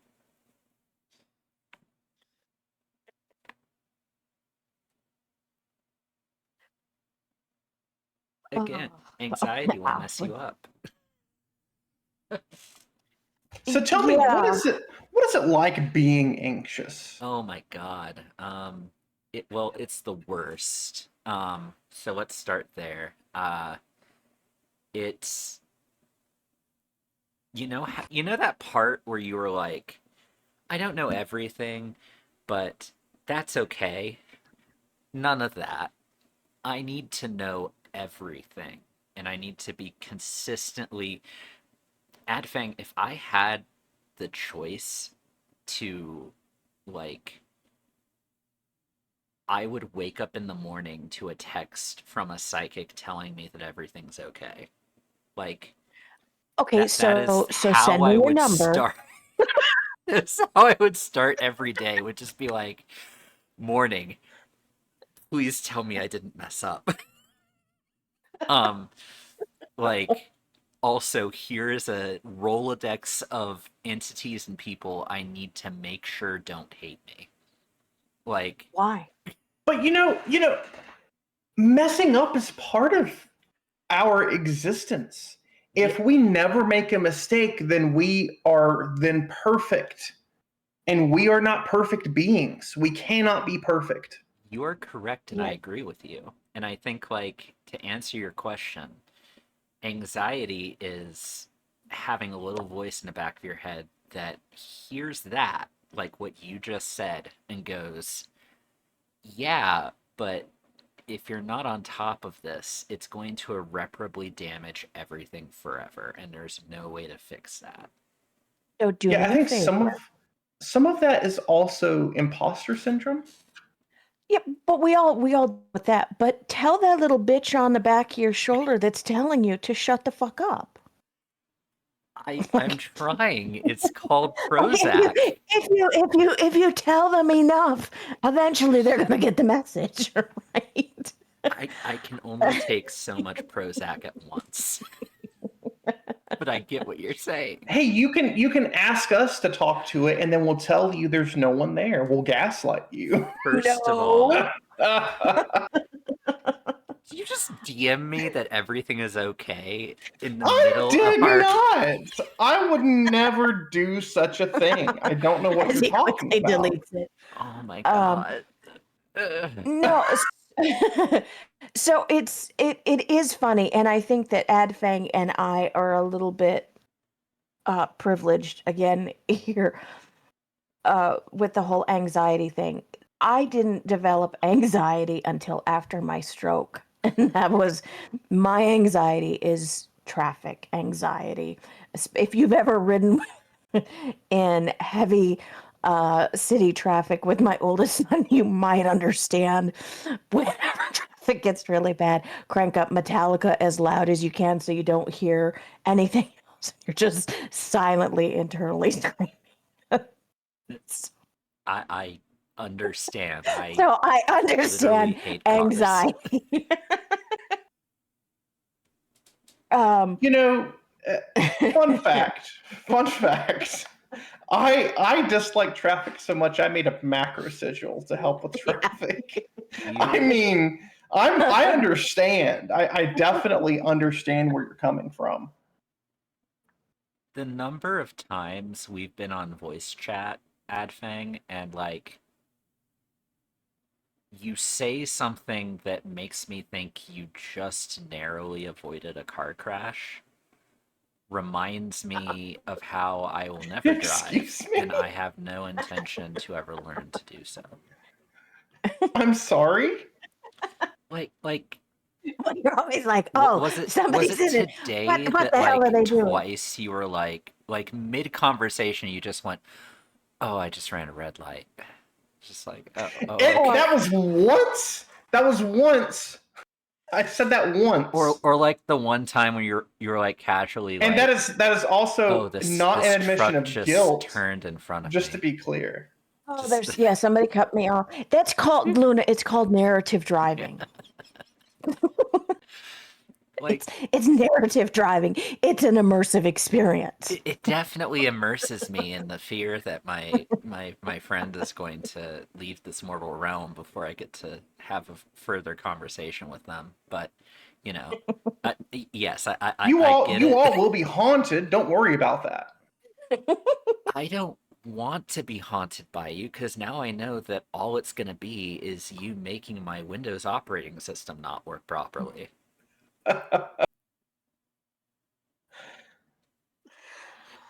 You know, you can haunt me if you do all the coding for my Linux as a ghost. Like, If only that were possible. Although I don't plan on leaving this world anytime soon. I don't want you to leave this world anytime soon, so you better not. Um, And it was at that moment we segued into Actually, I will be how right back. common people have a fear of death. yeah, like, and this is where we transition to our next topic, death. No, God, this is a weird podcast. I love it. Also, I'm totally gonna hit one or both of you up for a reading after this, just to pay the piper for me spewing about my anxiety. But we'll get to that. But yeah, I mean, we can continue on the same topic, or we can move on to death if we really want to.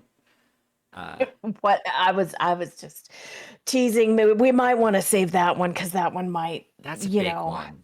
That's like a whole No, death was not a plan. podcast. That's probably like 2 or 3 podcasts, honestly. Yeah, like we'll hold Because off. Maybe we'll save that for like Halloween or something.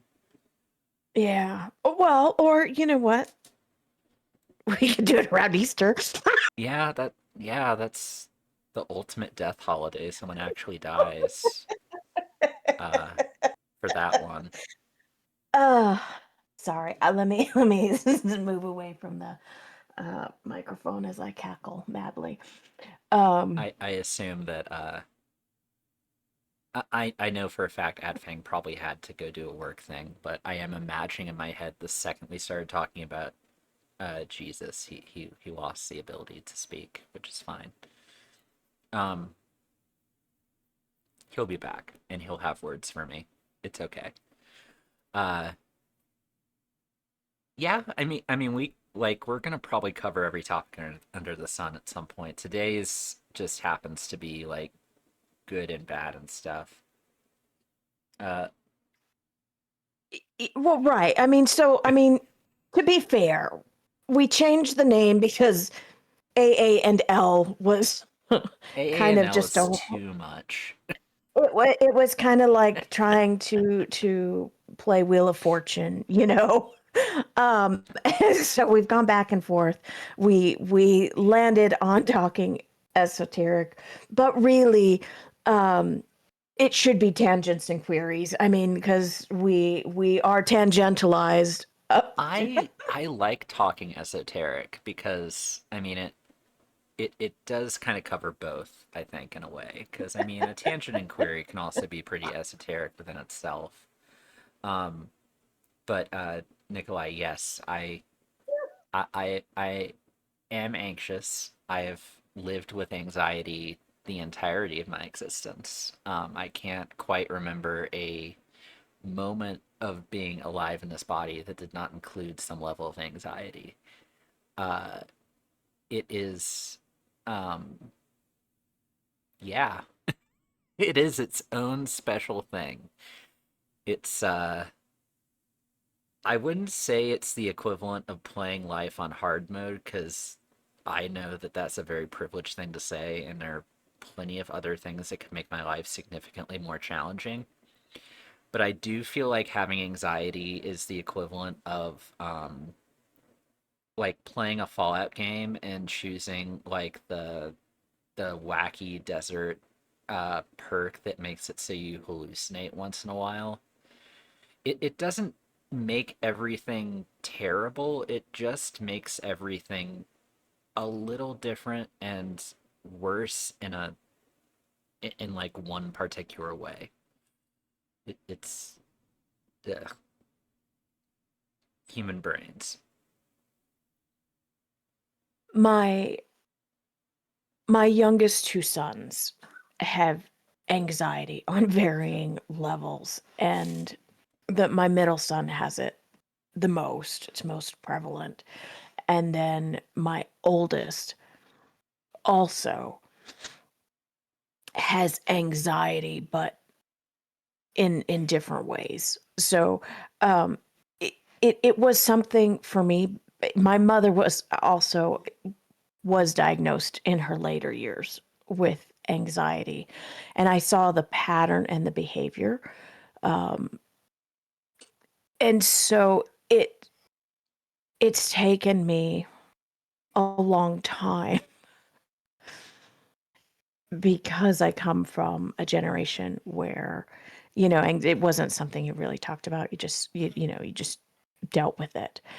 And so learning how to navigate anxiety as a parent with my children or through my children um, was been very much a gift, I'll say, because, you know, learning to understand again, my children teach me a lot of different things, and that's been the biggest lesson to learn how to understand, especially like social anxiety, crowd anxiety, all of those things. And you know, it, it's not easy.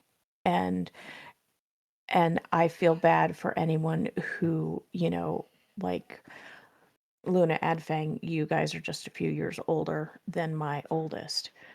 So basically, y'all can be my kids, but That's fine.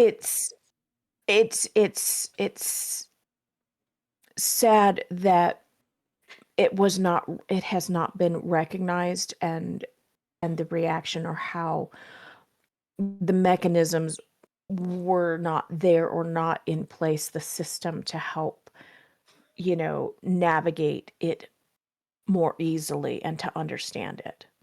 Does that make sense? Am I just kind Yeah, of no, rambling? that 100% makes sense.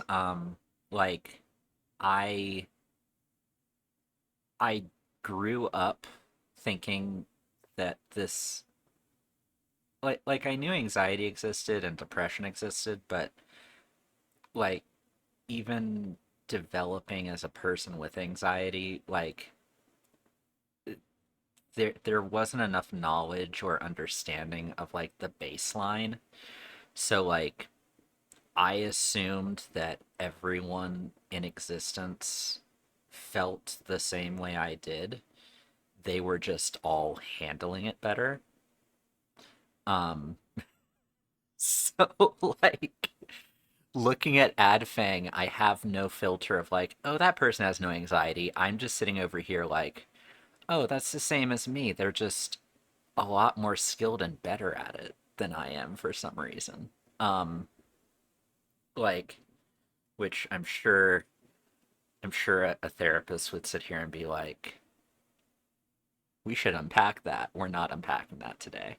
Um, but no, yeah, it is a learning experience. Like I can imagine it's incredibly valuable learning it as a parent.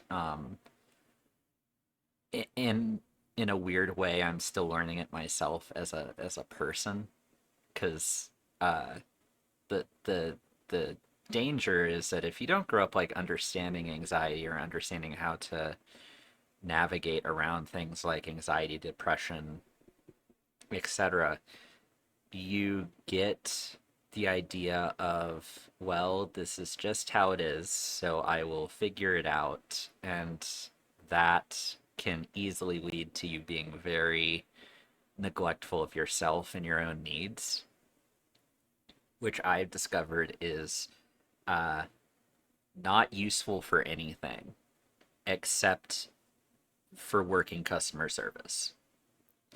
Um, if anyone needs a job in retail or customer service, I cannot recommend anything more thoroughly than extensive trauma and incredible amounts of denial. You will be so efficient at working for at least 10 years before the ball drops and you have a full breakdown. But it'll be a really productive 10 years. Um, 100%. I'm joking. Please don't do that to yourself. I'm still suffering. Um, Disclosure. Don't do that. Um, Seek help. Uh, but but yeah, no, it is a strange animal because uh we are this episode would be sponsored, BetterHelp, if you're listening, by some weird chance, we would love to sponsor you. We would love you to sponsor us. Yeah. What is work-life balance?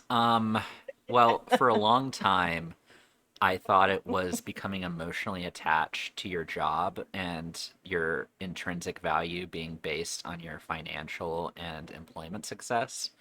Because then at that point, work is life, and then it kind of all balances out until you get laid off. Exactly. Um, yeah, that was a hard lesson to learn. I I I I do not think that I think that work-life balance is a constantly evolving thing because life is constantly evolving. Um, like I I would say that if I had it my way, we would work roughly 3 days a week. We would all be salaried, so we'd all get paid, the same for no matter how long we work. And then we would retire at the crisp age of 45. But Yeah. I don't make the rules, unfortunately. Yeah, 45's like the new 25.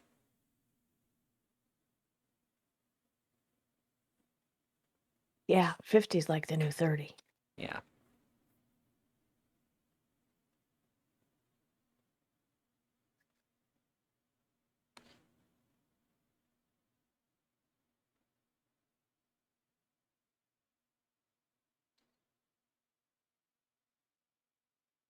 Yeah, 30 is when you stop making like all the mistakes. Yeah. Um 50 is when you can start making some newer, more interesting mistakes. Yes. Um, 100%. and then, yeah, like, well, I mean, there are worse things than moving to Florida. I will say that, like, mind you, there's only a small number of things that are worse than moving to Florida. Uh, It's yeah, not as bad. It depends on where you are. yeah, And you that's just ignore politics. exactly. Also, like, and I say this with great reservation. Um, I've ridden through Texas on the way to Florida, um, to go on vacation, and I can tell you that Texas is absolutely gorgeous. It is like a multi-biome of various areas, and like you'll be in a forest at one point, and then you'll be out in the middle of a field, and it is very pretty. It is lovely. I want to imagine that under the right circumstances, Texas could be fun if you can live far away from everyone. Yes, correct. It is the size of a medium-sized country. Yes. But it's still smaller than Alaska. It is still somehow smaller than Alaska, which we gotta get you out of there. I mean, I know that's a thing that is gonna happen, but like, Yes, would you like uh, to know what my morning temperature was this morning? I'm going to guess negative 23. How about you add 15 to that? Oh, Jesus. So my experience with Alaska, and I'm sure like there are many great reasons to live there, but the my memory of Alaska will always be tied to when I worked at Dish Network. And uh so satellite Yep. does work technically Yeah. in Alaska. Technically.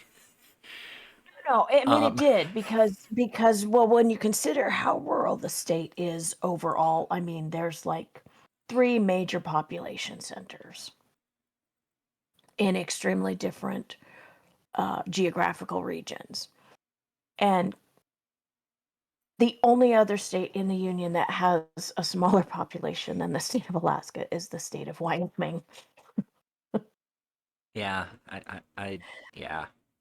So yeah, I mean we had um Dish Network was the first one, and we had that starting in we put the first dish in 99 Oh boy. because rurally you couldn't get cable. I mean, it was hard enough. We still had dial-up internet in well into the early 2000s, like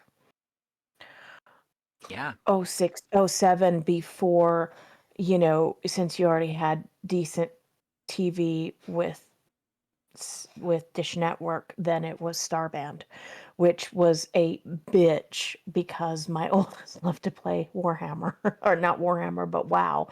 And Oh, yep. so it's like, oh my God, why is the internet turned off? And So I do want to express no, DSL wasn't even, no, not even dial up yeah, because there was no. such a long wait list for dial up. It's yeah, there's no cabling. You are doing everything almost purely by satellite. And Yep. it was interesting because anyone I spoke to, anyone in Alaska who called us, first of all, they were the nicest people ever because we were their only option. Yeah. And then on top of that, they all knew more about how to fix their satellite dish than I did because they would contact us, and primarily they just contacted us for like the angle that you need to put the dish at, and then they did Yep. everything else on their own. And like they were the saddest calls because when the TV didn't work, they knew it wasn't us. And just hearing this like sigh of defeat over the phone as someone like adjusts a dish for the 40th time and it's Yeah. not going to work. And then the few people who had the audacity to be like, can you have a technician come out here? And I would then have to be like, yeah, I'll talk to my manager and see when we can have someone fly out. And then Yeah. I think I remember someone being ecstatic, like we're talking middle of November, and I was like, got back on the phone. I'm so sorry, we're not going to be able to get anyone out there until February. And they were like, that early? That's amazing. Yes, I'll take it. And I was like, oh, okay, I get. I'm pretty sure they paid for that visit too, and they didn't care. They like threw $100 at us, like, yes, I'll take it. Um, Yeah. it's like such a different world, but that is what I will think of anytime I think of Alaska is just all these dish trained certified customer technicians trying desperately to squeeze signal out of like 2 angle degrees of a satellite in space that sometimes works. Yep. Exactly. And then I have people in New York who are like, y'all need to come out here and sweep the snow off of our satellite dish, and we're like, no, we're not doing that. That's not happening. Right? It's all about perspective, I'm telling you. Exactly. Your it, your experiences surrounding it make a big difference. Um, yeah, I mean that's and most definitely what people being very pleasant like that's always kind of been a thing until COVID happened, and now it's like the bitterness from the rest of the lower 48 crept its way up, and so occasionally you'll still find I would say it the your traditional Alaskan who is very much um into helping their neighbor or being friendly because the state was so rural for so long, and you can always tell somebody that comes in from an outlying community or a very small community because like they just it very much kind of a hippie culture, and so you get people that just kind of walk up to you random in the grocery store or wherever and just start a conversation, and you can be stuck there for 30 minutes to an hour or longer just having, conversation with somebody you've never met before and you'll never see again. It's just kind of one of those things. I mean, it sounds amazing, and I would love that, but also Alaska. Like, Yeah. I want that, but like situated in the middle of almost anywhere else, but not quite. Um, I'm more preferable to places where if the power goes out and like there is no one around for miles, I Yeah. can figure out how to survive. Um, if I lived in Alaska and I ran out of resources and there was no electricity and I had nowhere to go, I might just walk outside and let nature take its course from there. Always prepared. Always Like prepared to meet my you're maker, always yes. prepared up here. I mean, it's um that that survival, that natural instinctual survival. It's so it's cold right now. It is not as cold as it has been, should be, and potentially will be going forward as we move into January. Okay. Oh yeah. January and February, generally coldest months. Um, climate change is a thing. Being born and raised here, I will tell you that we always had snow by mid-September and it stayed. Now, like, we didn't really get our first snow until the beginning of October and it didn't really stay. We haven't really had snow for that long. And we always, for reference, Halloween, it was always at least -20. Like, this time of year, you haven't seen single digits for months, okay? Um, just for frame of reference. And so every kid's Halloween costume is like 3 sizes too big or handmade so that it can fit over snow gear, snowsuits, and everything else. So there's that. And then the cutoff temperature for school in my rural community is -55. That's when the buses stop running because it is unsafe. At -40 below DOT, which is Department of Transportation, which maintains the roads and everything, they stop running because at -40 below, metal becomes brittle and fragile, and so it's not conducive if they're out there plowing on roads that are hard, frozen with ice, and have gravel on them because it can fracture, you know, the snowplow. Yes, metal gets brittle, and so they don't run, and your tires get square. It's a thing. Like, you it literally feels like you have a flat tire when you sit at -30 for a length of time. Your tires literally flatten out, um, which is great for all the vehicles now that have tire pressure gauges in them. Makes it really fun. But when you go out and travel, if you have to go out and travel or go to work in these cold temperatures, and most places still expect you, usually the cutoff for having to show up to work is generally considered about -60. Okay. So when you travel long distances or you travel in general, you either have a hammer, you have a window breaker, you have a blade to be able to cut your seatbelt, you have candles, and you generally have wood in your car in case you break down, as well as like survival blankets. And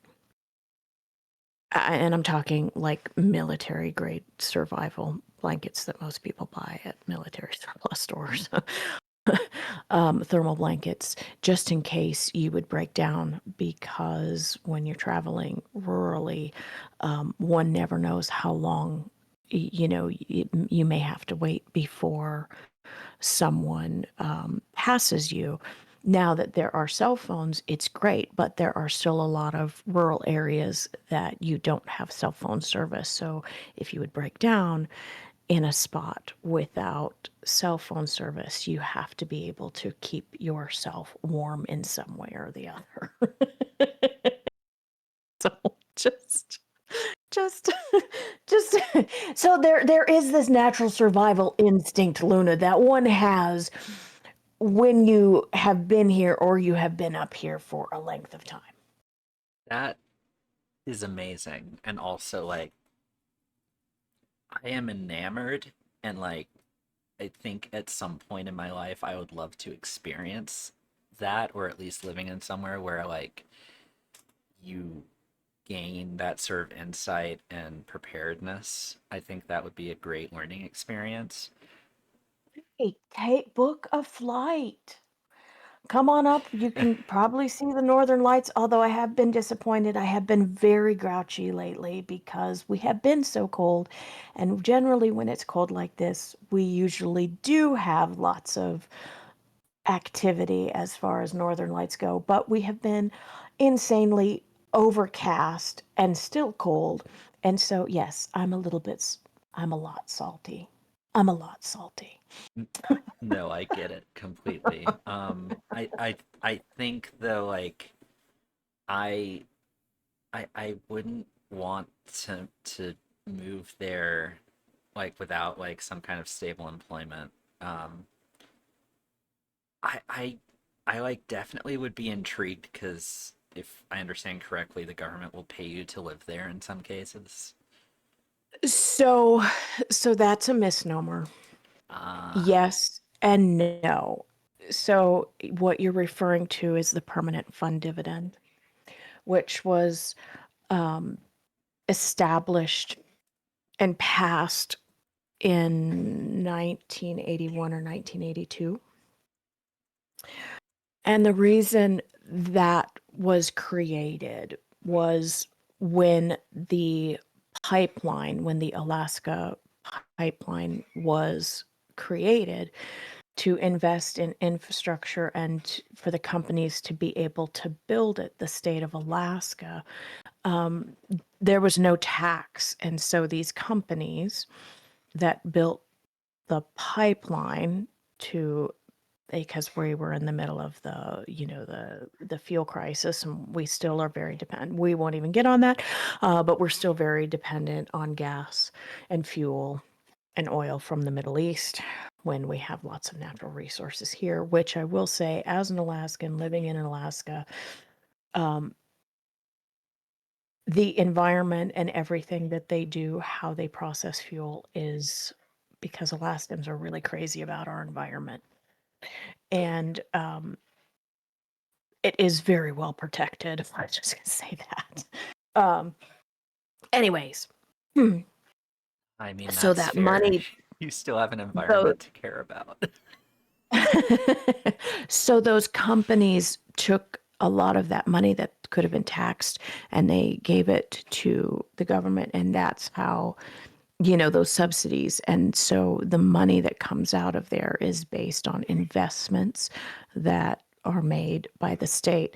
And originally when it was created, it was for those, two or three or four generations that were in the state. And then they realized, well, we can't exclude anybody. You can't just be grandfathered in. So you have to be in the state for 2 years Ah, okay. before, right? They don't just cut you a check, but yes, it helps mitigate, like it can help with home heating fuel costs, or whatever. Well, I mean, that's good. That is, they should help with that.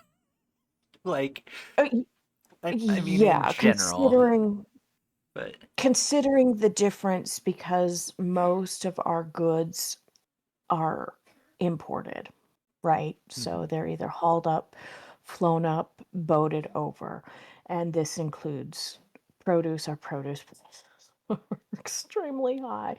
Just to give you a frame of reference here, I still miss and cry about my favorite grocery store in Texas, HEB. Okay, this week on special, cantaloupes are $1.79 each, not a pound, each. God. For me to buy a cantaloupe up here, it is $7.99. Oh, So guess who hasn't had cantaloupe? it's you. 7.99 for a cantaloupe. Okay. Yeah, it was like so it's kind Ooh. of like we used to have small grocers, and of course, the whole Walmart thing when uh they come in and kind of push the little guy out. There's that whole thing. And again, I'm not going to talk politics, but I think you can kind of tell I have like bitterness. I'm salty. And it's much easier to fork out a larger sum of money to an independent grocer or to an independent business who has to pay more in their costs and their fees in order to bring you something, as opposed to, someone that a large corporation that has all the infrastructure and, they just tax it on and they can get away with it and they know they can. So, fuck the consumer. Pardon my language. This is just me. Um, so in June, we have, you guys have Smiths down there. Do you have Fred Meyer's? What do you have? Do you have Smiths, Ralph's? Do you have one of those chains? We have a few. I think our main one is probably King Supers, which is a Okay. offshoot of Kroger. Okay. Yep. Okay. So yeah, Kroger. And so a dozen eggs was $7.89 for one dozen eggs. I could go to Costco, which there's only one, which is 100 miles away. I could go to Costco and get 2 dozen eggs for $8.99. Like, why is Mhm. someone going and buying like eggs? You got 3 months generally to use, 2.5 to 3 months to use eggs that you've purchased from the store. They have a fairly decent shelf life. So why the hell would anybody go pay $7.89? That's a good point. Like, Right. uh, and Anyways, yeah. Yeah. So, hmm yep. Costco is a lifesaver, though. Yeah, it can be. It can be. I mean, it makes it tolerable. Anyways, we got completely off uh topic. Yeah, so Kroger is the main company, and then they have depending on where you're at. So on the West Coast, you generally see Fred Meyer's or Ralph's. Like she said, King Super. They're all different Kroger brands. Yeah. We used to have Sam's Club, and then Sam's Club before, I think it was like in 17 or 18, they're like, no, we just can't afford it. Even though they're always super busy because it's the only bulk thing. Mhm. They pulled out, and so then Costco went and purchased the building. That's why we have Costco now. Yeah. Anyways, life in the rural part of the world. There was so much ice fog yesterday when um, Luna, you're in Colorado, so you Yeah. guys get ice fog, don't you? Yeah. It was so Kind of. thick. Um, I know what you're referring to, but also not really. Yes, ice fog. Because Yes. the fun thing about Colorado is that we get all of the major weather events, including like blizzards and snow and all that stuff. But the thing is that it's so dry here. It is so Yeah. without any sort of humidity that it's just not as much. Like I've seen ice like cover windows and like I do get that it gets foggy sometimes when when like there's some ice, but like I've lived here for about 10 years. We haven't had ice fog and go please continue. I'm curious about this ice fog. So the region of the state that I live in is we call it the interior of the state. So we're more centrally located in the middle.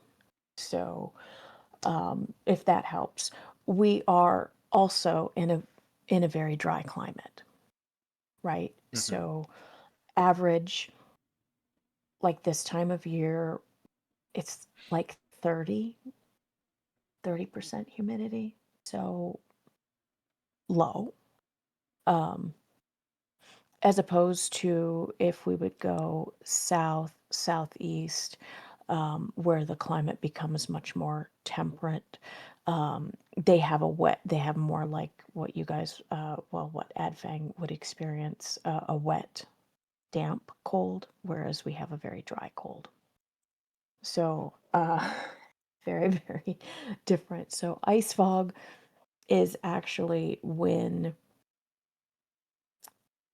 there is condensation in the air, even at that low temperature, but the moisture and the dew point become semi frozen. And so it kind of just hangs. You can see because of the temperature differential, right? So we deal with permafrost. Right. You know, and so it's literally like a curtain that someone dropped 3/4 of the way. So you can see clear sky above it, right? Because that air is very cold and very crisp and very dense. And then from the ground up, where it is so cold that it just kind of hovers, whether it's 8 to 10 to 12, 16, 18 inches off of the ground. And so you literally have this white cloud, and it varies on how cold it is, or like we have to worry about, we get warnings in the winter when it gets very cold in population areas like Fairbanks, where the ice particulates and the exhaust, because you're, even though we have to winterize our vehicles, like everybody has a plug, you have heaters, whatever, but when it's very cold, you have to keep your vehicle running. And so like the exhaust will cause, all kinds of basically smog, but not. So the air can get quite unhealthy, because it's so dense, everything just kind of sits there. So just think of it as like this white curtain of um, air that's just so dense. It's like any place else, but it's dry. You're not going to get wet. There's not really any moisture in it. If there's moisture in it, you're screwed. You shouldn't be out on the road, because that means that moisture is then going to go on the road and create a whole bunch of black ice, which is a nightmare. So, yeah.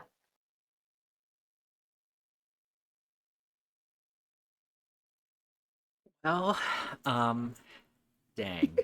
I Part of me is like the ice fog and the other subsequent horrors of living in an incredibly frozen place sound magical, and I want to experience it, but I also don't at the same time. Like, I'm looking at it from a very touristy lens of that sounds amazing. Um, I understand that it would be amazing maybe once. Yeah. And then it immediately stops being amazing. I also and I know I could get like metal mugs or something, but like I don't know if I could handle living in a place like Alaska. I know I would have heating and everything, but like I make coffee every morning. Religiously, that is the first thing I do when I wake up is I go and I make a pot of coffee. And anything that would potentially interfere with that, or like the temperature differential causing one of my coffee mugs to break, I'd be like, nope, I'm out. That was horrible. We're not doing that. Yeah. Well, like in more warmer states, where they're like, "Oh, it's so hot you can fry an egg on the sidewalk." We have something similar to that up here. And maybe just maybe I'll do an experiment. We'll see if I can record it. Um, Oh wait, is this but the thing with the sunlight? not with the ice. With you can literally take a cup of warm water, especially -40 or colder. I'm just praying that that doesn't happen. Sorry. Um, and you toss it out, and before it's hit the ground, it's already frozen. That's amazing. And yes, I think obviously don't endanger yourself, but I would 100% like that will go up on the YouTube channel is a video of something getting frozen outside in the middle of -40-degree weather is Yeah, you just, yes. toss it out and it's just like, "Oh, little ice crystals. How fun." It sounds so scary, but also like Scientifically, it's amazing. Like, yeah, it's like, it's "Oh, there's a whole bunch of steam and then there's crystals. there's a Wow, chemistry this is class so right cool." outside my door. And then you're like, "Wait, this sucks." Yeah, then you're like, "Oh, I have to go out in that later to do something." Ugh. Yes, like cut my tree down. That's on the list of things to do today. Maybe tomorrow. We'll see. It's so much easier living in a climate where all you have to do is put on flip-flops instead of like taking 15 minutes to get all your gear on. Just saying. Bitter and No, salty. That's me today. I I can only empathize in the sense of like I get grumpy because I need to put on a jacket before I go outside. So No, I'm a jacket is a novelty. It's been so nice to be able to wear a sweatshirt, like, and be like, "Oh, this is nice." I have decided I absolutely um, hate socks until my feet are cold. no, I feel Uh, that exact same. Like I go barefoot most of the time. Um, save for when it's cold. Uh, because I mean, let's face it, socks are evil. they are so constrictive. Like, and people wear compression ones, and I'm like, no, I don't want them slipping off, but I don't. Yeah, They are just evil things. it is one of those things, and I guess I would be the same with gloves, but we aren't like walking around needing to wear gloves all the time. But like Come visit. they need, oh God, yeah. It- Like for me, I guess for socks especially, they need to be perfect. Like they can't be too tight. They can't be too big. They need I to perfectly adhere to my feet, but also I need to not feel too snug at the same time. be too scratchy. Yeah, And like if they're too soft, then they get slippery. the perfect sock, I should not even notice that I am wearing socks. Um, which I realize is such a privileged thing to complain about, like the perfection of socks.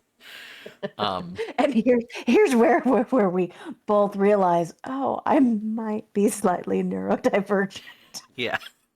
Oh no, I've come to a lot of realizations of that uh this year. Like at one point I can't remember when, like my sister straight up at some point said to me, like, you don't mask as well as you think. And like I lost it completely.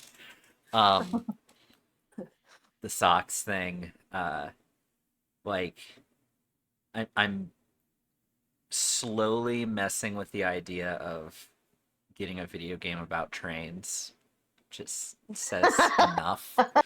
Um, like we have a Minecraft server, and I tried with all of my might to mod it so that we could have trains.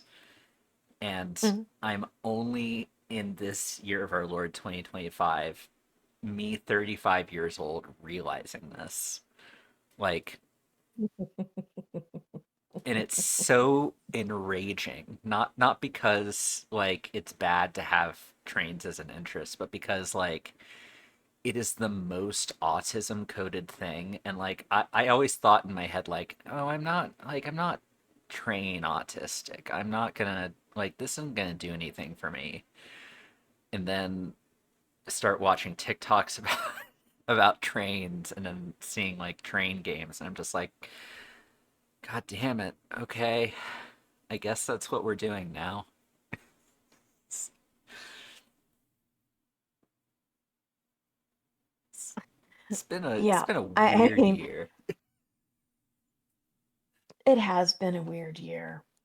I was actually gonna thinking about posting, because it's like, oh, when you go to bed and you're so tired, you're like, oh, I'm just gonna fall asleep, and then boom, you get the lightning bolt of the idea, and then you have this whole conversation in your head, and you're like, oh, I should get up and do that, and then it's like, no, I'll do that tomorrow if I remember. It's kind of like that in that I think at one point I was like, this is nothing, and then I went and watched not even a video about trains, but like a video about a video game about trains, and then discovered that I had not only watched it through, but I had watched it through like twice over, and like had to shake myself from my own like like my deep inside just brain chemistry going at full blast. Just God, I don't understand it. I don't get it. I can't explain it. It's fine. I guess like I've gone this many years severely dopamine deficient. I'm gonna take whatever fills that bucket and go, yep, that's the thing, I guess. Uh Yeah,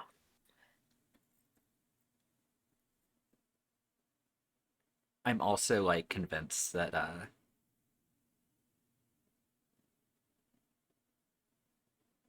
like there's so many worse things than autism, but also it is the most awkward thing to have. And I say that because I don't know if I mentioned it previously, but my sister, who also I believe is autistic, went to get diagnosed for autism. So she went and she like had her insurance pay for like the whole test and everything. She went to a special doctor for it.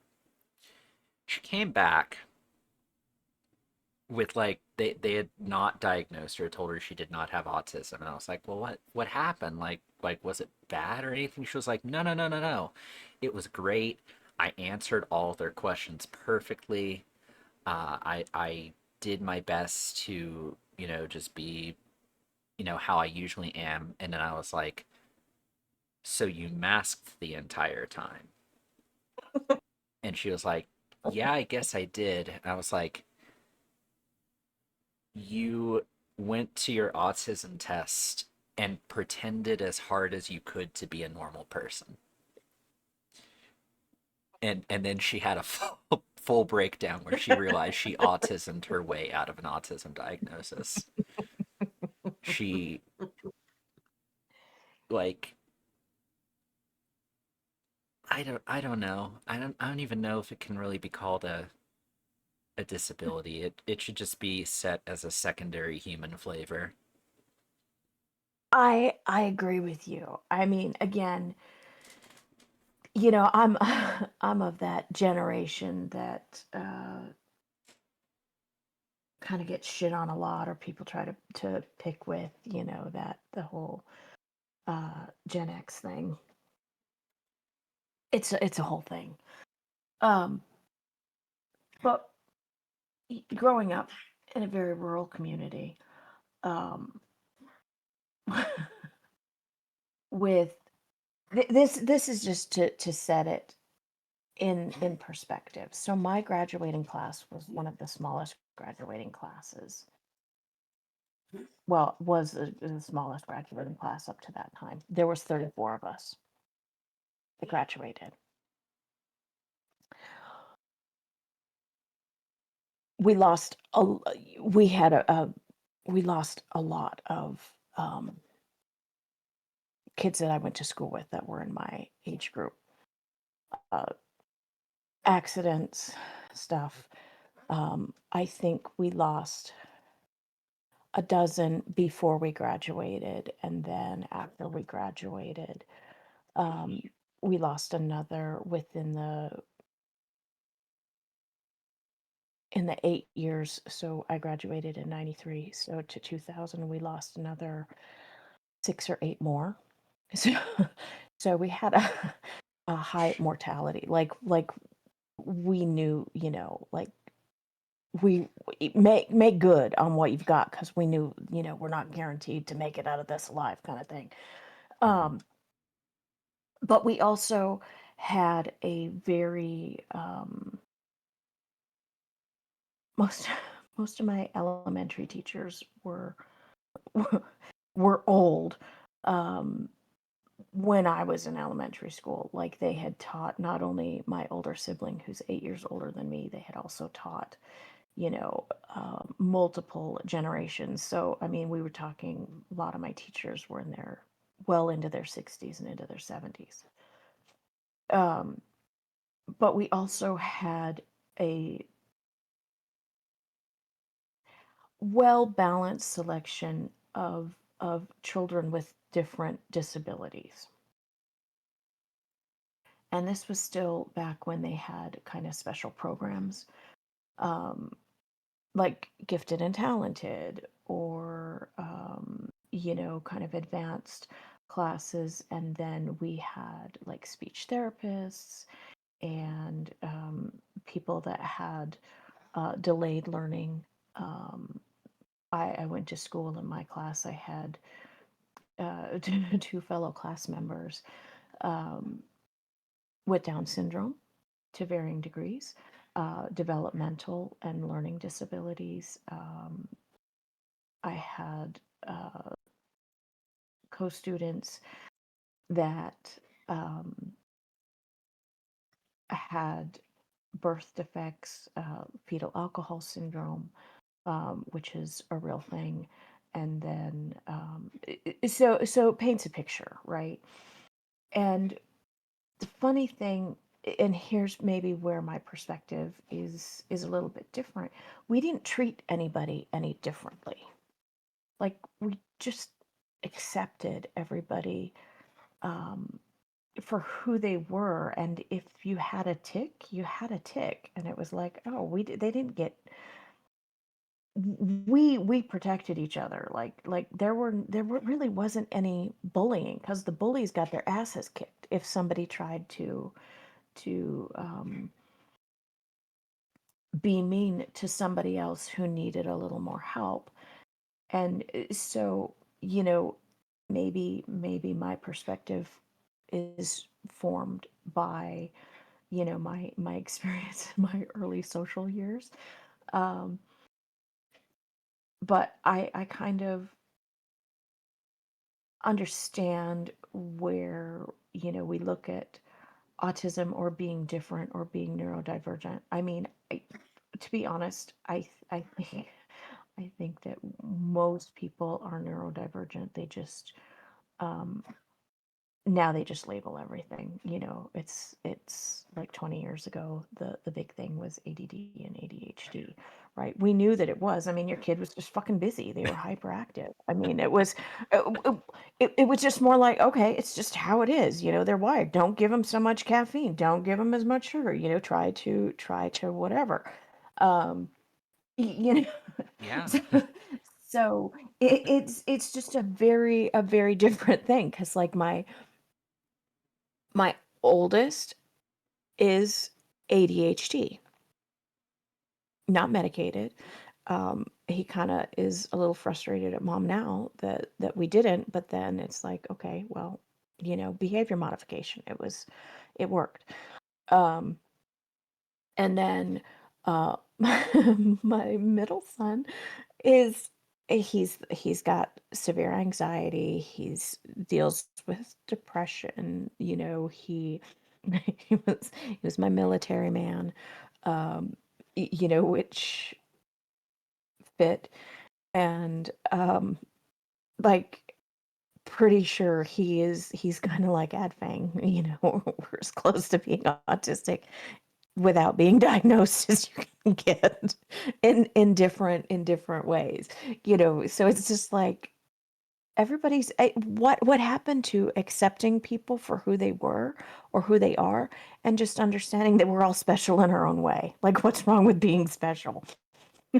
Yeah, no, I mean, I get like um I grew up in the I already said my age, so I don't care. I like my most of my young childhood was the 90s. Um and I think that was kind of like the weird midpoint from like Hmm. between where we are now and where it used to be, where they didn't really know what to do with anyone. And of course, like you said, we all had ADHD. Like it didn't matter that you had other things going on, or perhaps you were different. You had ADHD because you were a child with issues. Um, so the solution to that was, of course, A, get put in a special class, which was like just straight up just the place you put people other teachers didn't want to deal with. Um, and then also put them on uh, everyone's favorite speed medication, Ritalin, uh, Yeah. Yeah. I was which like, nope. did not do me any favors. Like I was one of the cases where I maybe had some ADHD going on. I should not have been touching Ritalin. That was you might as well have given me Adderall. It would have done the same thing. I was the most hyper child for no reason. Um, but anyway, yeah, like everyone has something. No one normal doesn't exist. The only people I've ever seen that uh pass as like quote unquote normal, people in the chat being adorable. The only people that have ever like met the criteria for normal to me vibe out as serial killers. Um so I I can safely say I do not usually spend a lot of time with quote unquote normal people. Luna, if I checked you, you're fine. Like, no. The last person who I thought was normal, um, turned out to have rage issues combined with they would clean the entire house at 12 a.m. in the morning. They definitely had some other stuff going on, but suffice it to say that the mask of normalcy does not help anyone. There is no mask. No one's normal. That's not a thing. Um, and whatever you need to do to survive in this ridiculous physical state is fine. Uh, Yeah. except it, okay, maybe don't do everything you need to do to survive. Like there's other healthier things you can do to survive. Uh,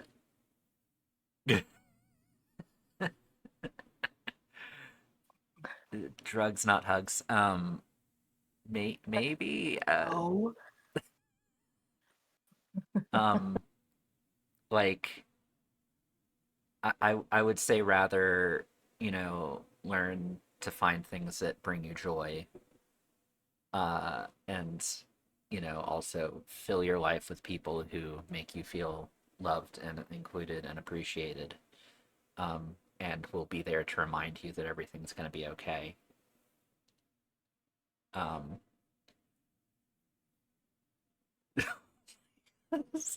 we are not sponsored by BetterHelp. Um, no, I literally am just like this, because I am, uh, I want to say 96 days sober at this point. Uh, Congratulations. Thank you. It's not That's huge. it. I guess. Um, Also, like, you want to talk about imposter syndrome, uh, going sober, but then uh, using THC to sleep is very confusing, but also it's fine. People do that. I mean, I'll drink some delicious water or coffee. Have you tried passion flower? I have not yet, but I will say that the second I get the opportunity and or someone gets it for me, I will have non-alcoholic wine in my house. Like, yes, please. Okay. It's called sparkling cider. I mean, yes, that's true. and it's and it's prolific right now on the grocery store shelves as we get closer to the holidays. So I hear, and I understand the second I said non-alcoholic wine, my brain went, you mean grape juice? I was like, funnily enough, yes.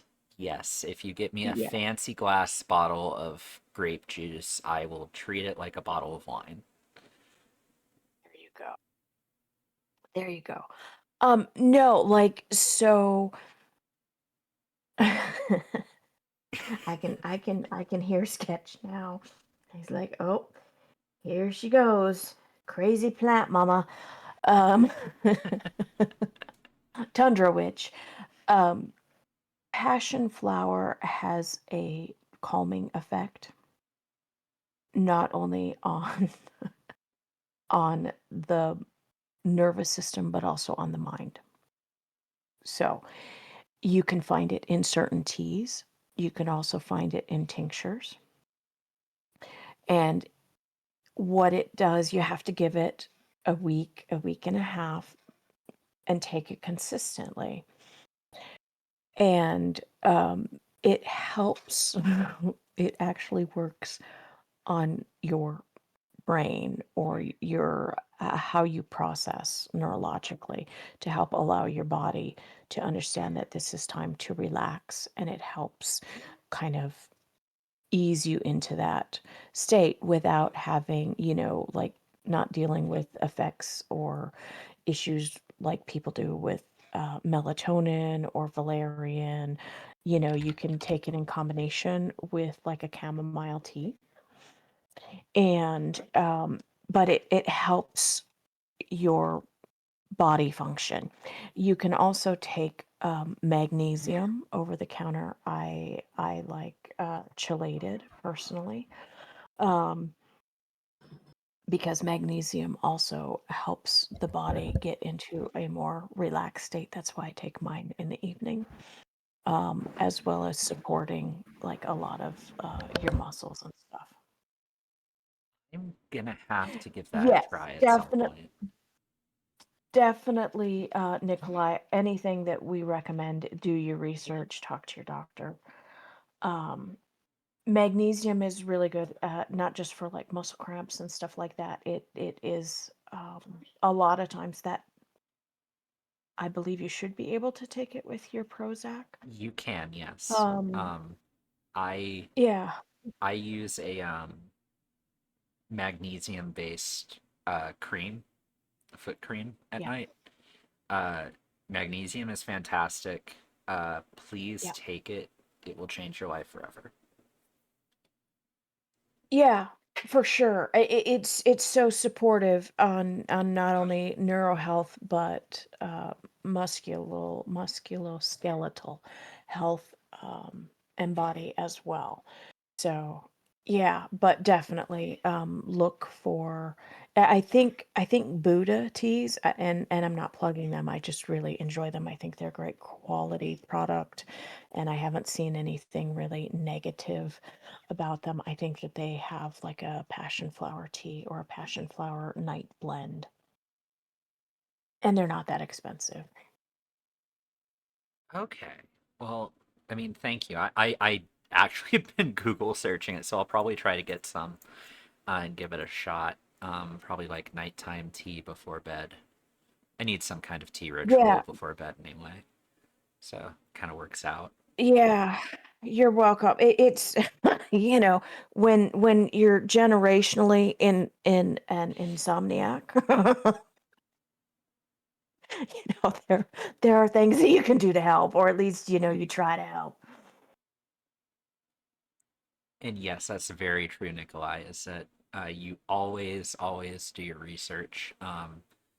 One thing that I'm not gonna plug because it's also simultaneously like it's useful but not useful at the same time is get gene tested. Because not only like it'll mix differently with different herbs, it will also depend on like how you genetically handle certain medications. It'll also depend on if you smoke, and if so, how regularly do you smoke. Um, there's Yeah, a ton of factors that go into how medicine will react to anything that you're going to put in your body, short of water. Um, if you have a water it, allergy, though, I'm sorry, and I'm just not an expert in that. I can't help.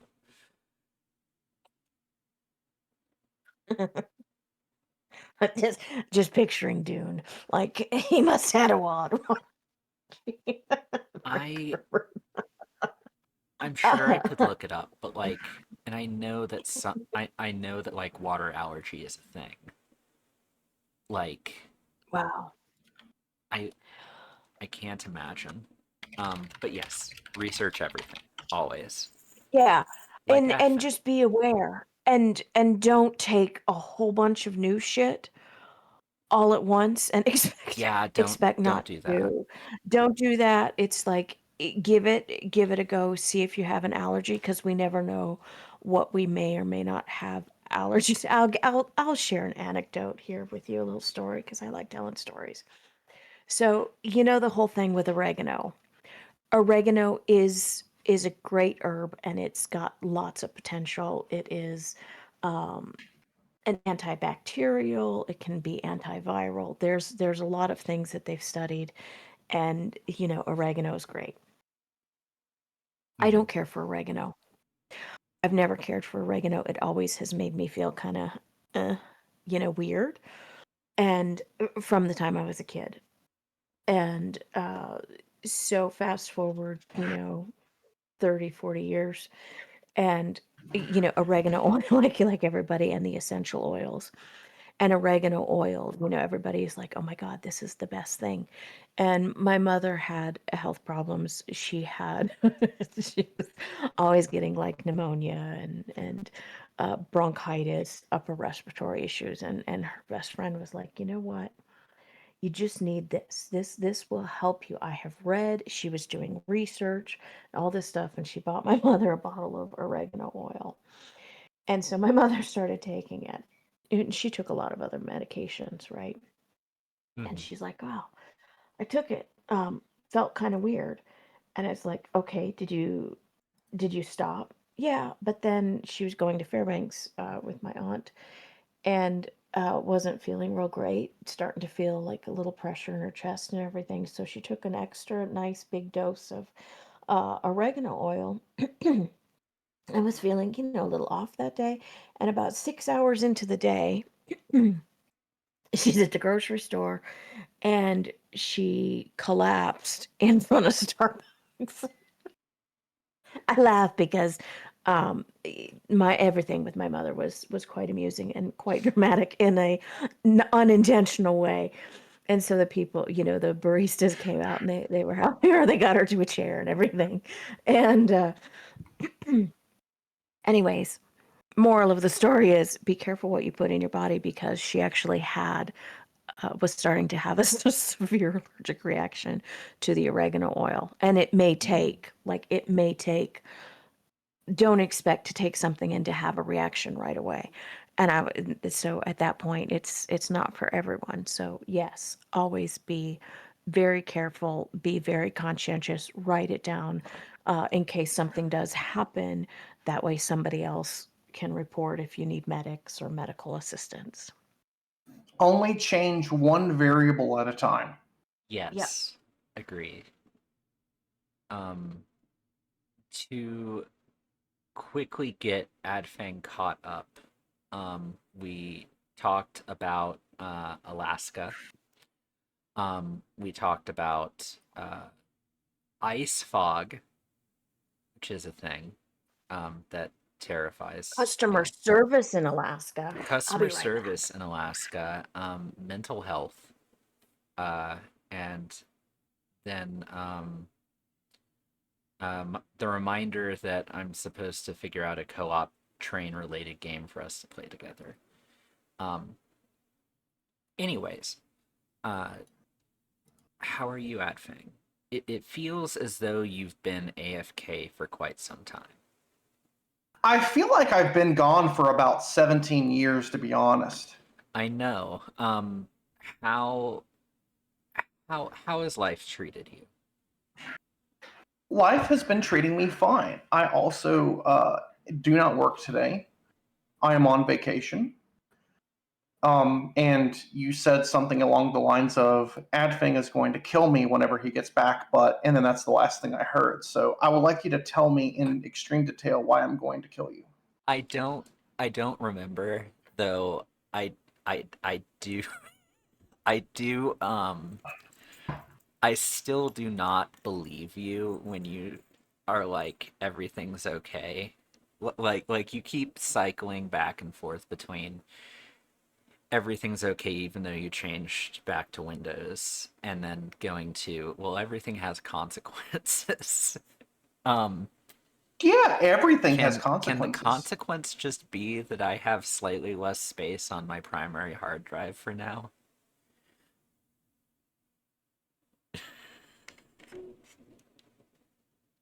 We don't get to choose the consequences that we My have God. happen to us. Okay. Okay, I see how you're gonna be. That's fine.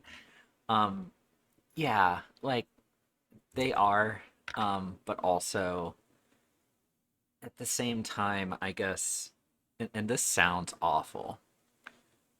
I've used Windows products since I was a small child. They have so much of my data. They have like everything. How much of your data? How many What of datas do they have? so many years of my data. So many of the data. Yes, but like part of me, and this sounds horribly nihilistic, is like, what is going to happen between now and when I die that's going to be interesting enough for me to justify changing OS systems to stop them from taking my data? Am I just going to, like, the second I hit 36, I'm going to become significantly more interesting than I am now?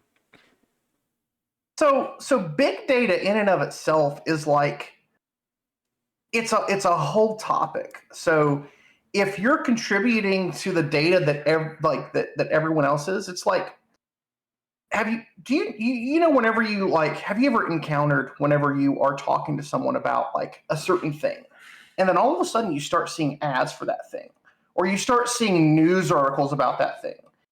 That's because your data has then been taken and then upload and then given to these advertisers so that you will then begin to click on these things that you were just talking about, or they think that you're interested in these things. And it's so much bigger than that. It's the fact that we contribute all of our data to these companies so that they can then in turn figure out what is trending in people's private lives so that then they can monopolize on that and charge you a lot of money for. So it's not just about you specifically, it's that you contribute to the pool of data that they have. And if we have less and less people contribute to this pool of data, then we can make their make all of this less meaningful for them. So they spend more money to get less out of it.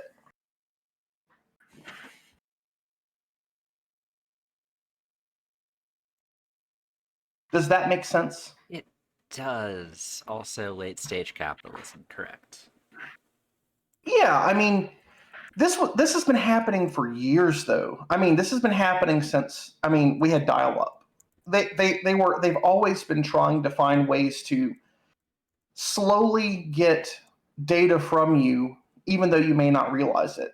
And part of using Microsoft products, pretty much any cloud service, in the terms of service and in the privacy agreements, they're like, oh, we protect your data and privacy so much. We don't sell it to people. But what they do is they have these companies that technically are contractors of or blah, blah, blah.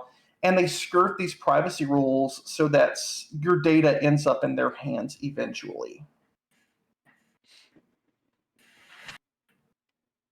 So, like, personally, I'm not a huge advocator for like switching to Linux purely for privacy reasons, because if you just switch OS and you're still doing things like using these products like Steam is not that bad, but like some of the games that like use whatever, or you're still using Google or your Gmail or whatever, and you're not anonymizing your data, you're still feeding the system. Linux for me is more about um, getting the best bang for your buck as far as like your like what it's running on your machine. It's not necessarily, it's not just privacy. There are so many other reasons why. You're not okay. I hear you. I And do. you're allowed to do whatever you want to do. No, that's the part of all of this. You use what you're comfortable with. Oh, I know, but like also comfort might be part of the issue too, is the sense of the reason why I think I'm having trouble with Linux is exactly what AQA just posted right there. Is I do not have the brain for terminal usage, which Linux, at least based on my understanding, is all terminal usage. So if you can find me a very Windows flavored OS system that's not Windows, I might be more I might be able to figure that one out better. Um, It's literally that's the thing. Number one, it's not as complicated as you think it is. It truly is not. Whenever you encounter an error message, it's probably something very simple, like it'll say, okay, you have unmet dependencies, or you can't update because this thing is locked, like dpackage is locked. Well, that's probably because there's an install going somewhere, or it thinks that there's an install going somewhere, so you just reboot. And if then it's still saying that like a package is locked, then you have to just figure out why. It's People make it out to be more complicated because Windows and Mac and whatever make things extremely simple. Whenever it goes to like installing something, they just give you a error message or something in a way that you're used to. So yeah, I prefer Ubuntu Debian backend, but it's literally sellout. I'm not a sellout. It's very easy to use. Many things are compatible with it. It's very easy to get wine going. Very easy to get lots of things working on it. I mean, If you're looking at it from the perspective, and you're not wrong, of I just want this thing to work. I don't want to have to learn how to do something. Then yeah, use whatever operating system works for you.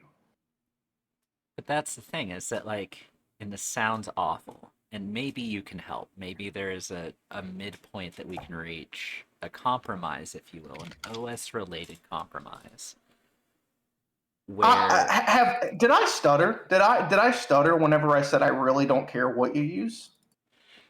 oh, I see. So this is the consequence is now you do not care because I have swapped No, no, twice. no. I What I understand mean now. is, I truly could care less what you use. That's whatever you're comfortable with. If ultimately at the end of the day you decide that you want to use Windows, then you use Windows. But I want to use something as easy as Windows, but I don't want to give an evil mega corporation all my stuff. I mean, you're out of luck. I don't know what to tell you. I mean that you're there. There's not a lot that we can do there. And like, I guess, and this sounds awful as well because it it does kind of just sound awful. The thing that ultimately made me swap back, and this is something that we can work on, maybe, but like part of the reason why I use Windows is because 9 times out of 10, if something goes wrong on Windows, I probably have some idea of what to do about it. If something goes wrong with Linux and you're not around and available to assist, I You're have. under the assumption that I'm going to help you again, which I'm not. I'm not under that Fool assumption. me once, shame on me. Fool me twice, shame. Shame on you. Fool me Wow, twice, shame on me. that's Apparently, cold. We're not apparently, doing this again, buddy. apparently, I'm installing Linux by myself this afternoon. Good luck. I mean, I believe in you. You've done it twice before, and I've helped you through some of the errors that you came across. I think you have a good enough memory. You can look through the logs of what we did before, and I think you can do it.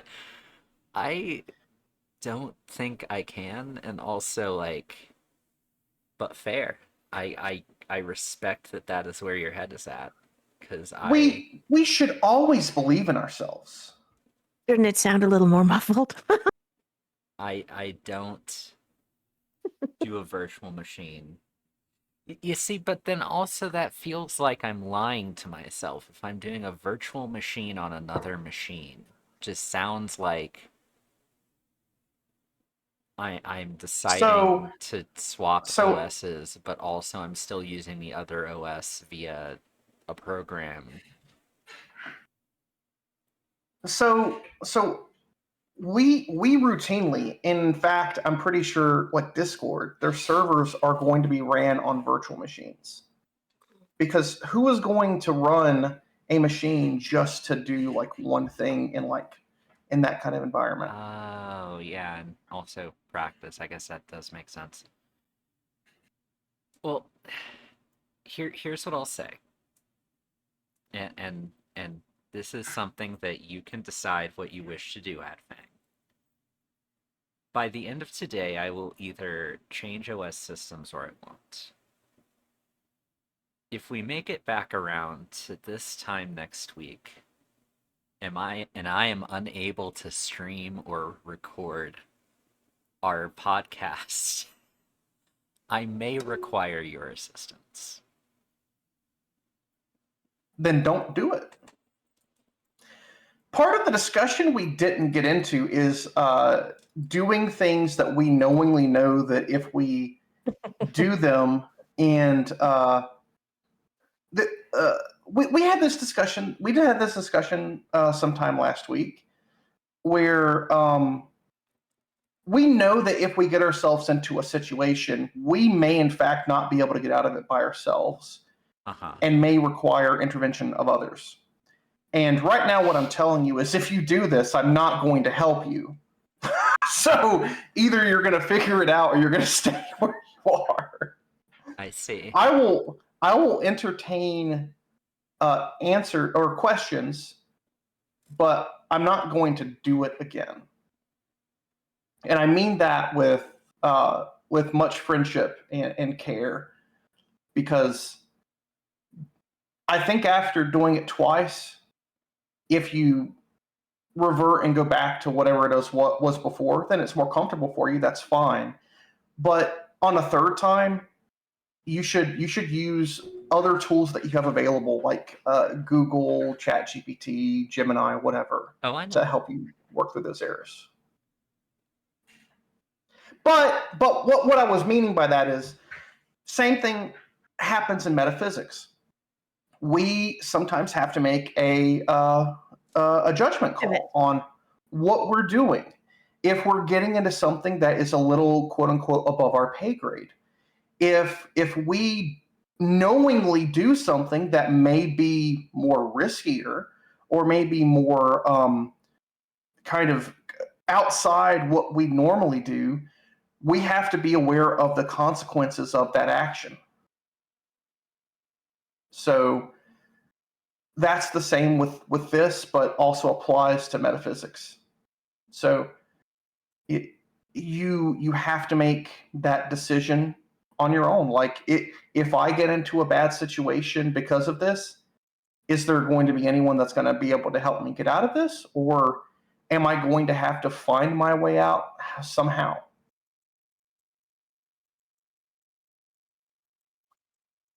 Right? Sure. That's a good analogy, Adfang. Consequences, yes, another theme for 2025. They'll be rolling into 2026. Yeah. And as you said, everything has consequences. Yeah. Yep. And so it's kind of like I'm School of Hard Knocks all the way. 100%. If there is an easy way, a moderate way, or a hard way to do something, I naturally am inclined to take the hard way first. So, banging your head against the wall repeatedly is not always recommended. It's not always the right path to choose. You do learn things, but stress, anger, frustration, resentment, hostility, crying are all of those things necessary to what you want to achieve your goal? That's what you should ask yourself.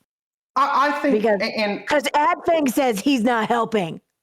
Yes, I've well, noticed that Diana. Adfang has made it very clear that he's not helping. Well, Diana and I had a conversation about this earlier, and I think it rings true in a lot of situations where if we do something knowingly, aware that the thing is dangerous, it's going to make us work a little harder than usual than if we had a safety net. If we know that, okay, I got in a bad situation, but there's someone going to be there to bail me out, then we're not going to put forth the effort than if you know for sure that you're not going to be bailed out no matter what. You're going to have to figure out how to deal with that thing. So this is a real life example of me telling you I'm not going to help you get out of a bad situation if you get into it with your Linux install, but also is a prime example of what we do in metaphysics whenever we do things, or before we do them, rather. He's not wrong, and I can hear the amusement and the hidden smile in his tone and in his Shut up. voice. And basically, your really good friend, my really good friend, is saying, "Go screw yourself. I'm just gonna sit back and watch with a Oh yeah. bag of No, popcorn." I'm picking up what he is putting down. And I'm keenly aware that he has no intention to help me in the future going forward, and I can respect that. Luna, are you sure? I'm just not quite sure that that's exactly what he's trying to tell us. I think that is in fact what he's trying to tell us. So when I go MIA for the next couple hours, it will be I guess me trying to dig myself out of my own hole. But we will cross that bridge when the podcast is over. And by cross that bridge, I mean I will watch other people on the opposite side of the bridge, and I will stand on my side of the bridge, and we'll figure it out from there. I'm gonna fall off the bridge. Yeah, I'm gonna fall off the bridge. It will go poorly. But either way, I accept that I made a foolish decision and that uh, you know, it costs me the trust and guidance of a dear friend of mine, and that's part of I life. did not say that at all. At no point did I say that. You're misunderstanding what I've stated.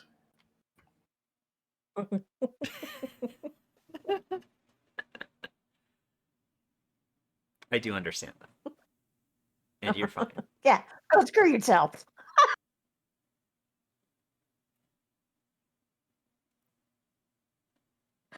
I'm sorry. No, that's Oh, good. Life is nothing without pain. don't make me take your Legos away. Joke's on you, I don't own any Legos anymore. Yet. Anymore. Anymore. Anymore.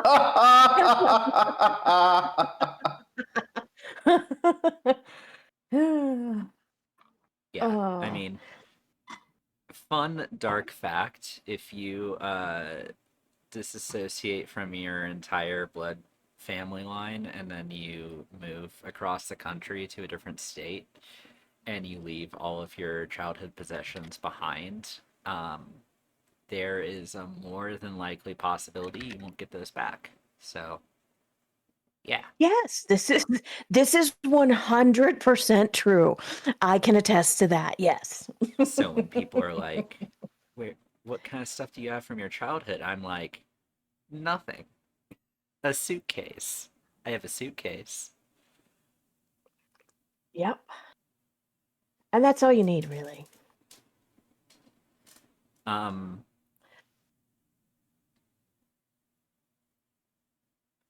but yeah, Yeah, I we're mean, going to talk metaphysics because, like, that's kind of it's kind of our thing. It's kind of what we're we do. we were talking about metaphysics. At Fangless, somehow without meaning to, has reaffirmed my belief in karma. Um, But he doesn't buy into the system, so it won't work exactly the way you want it or hope it to. yeah, it is fascinating. Uh, something goetic demons. Sure, I guess. Oh,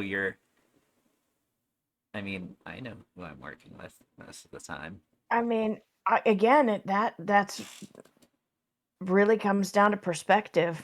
I Yeah, mean, it can be dangerous if you think it's going to be dangerous. I mean, depending on your programming, your understanding. I mean, or it's like, hey, you're just a being.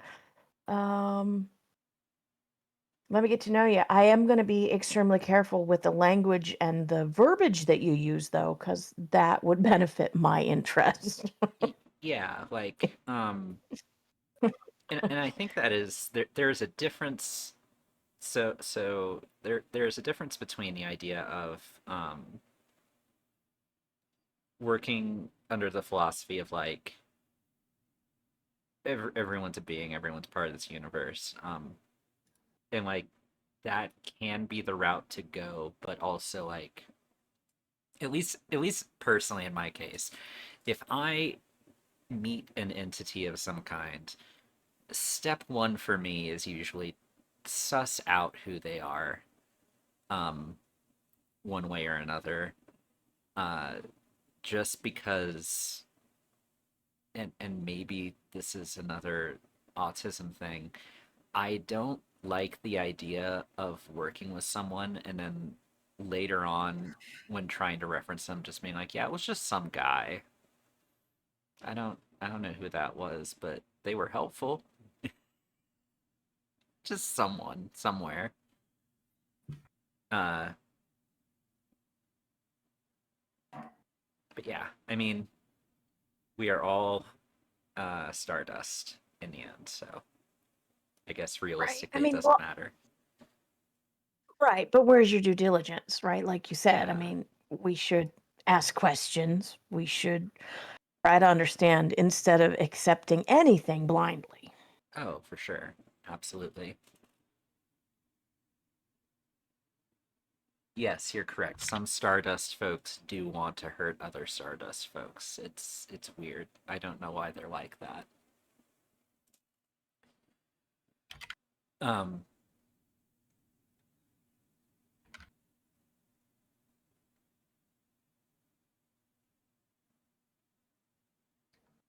do you have thoughts, Adfang? I got distracted, but I think that we all are, in a way, just stardust. Yeah, we are all just Stardust. Un unhelpful. Who is that direct? You know what, Nikolai? I will say that you've been here for the past like 3.5 hours while we've been speaking, and you haven't complained once except whenever I speak. So I can just not speak anymore if I am unhelpful. No, you are helpful, Adfang. Do not feel that way. Um, I could have. I'm making a conscious decision to select how I say things because there's a part of me that wants to be just a complete shit at this moment, and I'm choosing not to. Um, but yeah, we are all Stardust. Luna, you're no fun. I mean, I I am known for being not fun.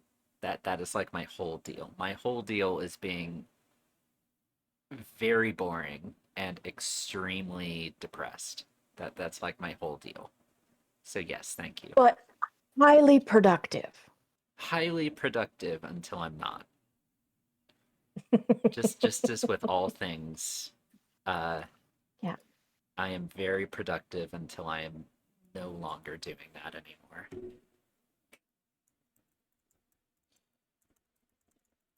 Just a moment.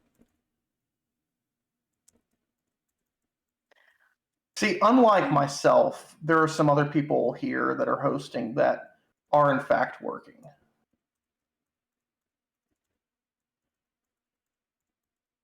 I'm And working.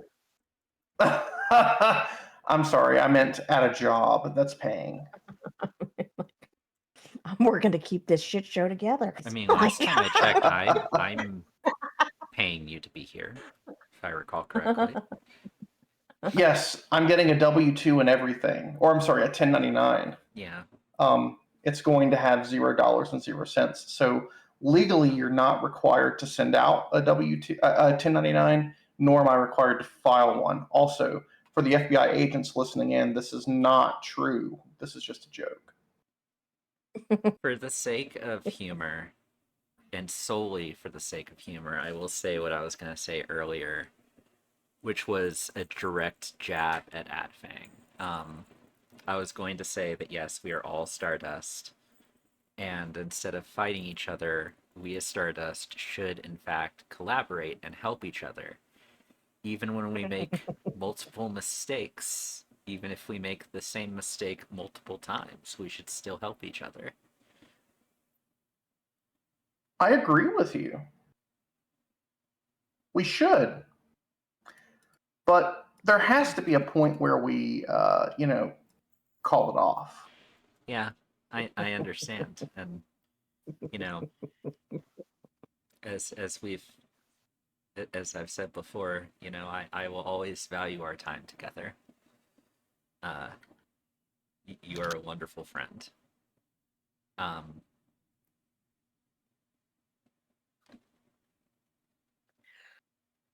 but yeah, Well, let me ask a question.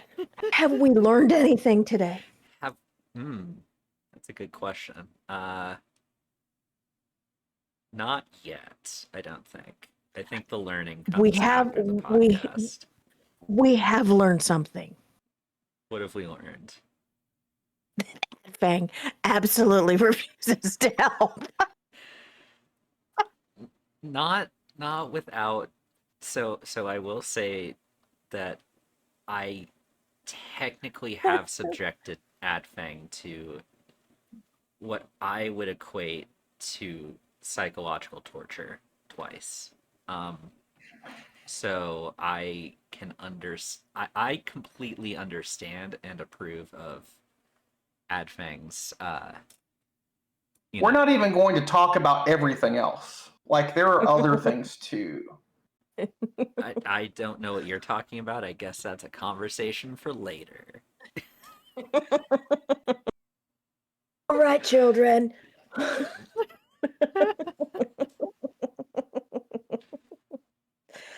um, okay. So we don't really feel like we learned anything today, but we talked a whole lot of crap, and hopefully this will help those listening. If anybody does go back and listen to this later, um, to understand that there shouldn't be a whole lot of judgment assigned to our belief system or our practices. We should not allow others to uh, tell us what is right or wrong or good or bad. We should rely on our internal compass.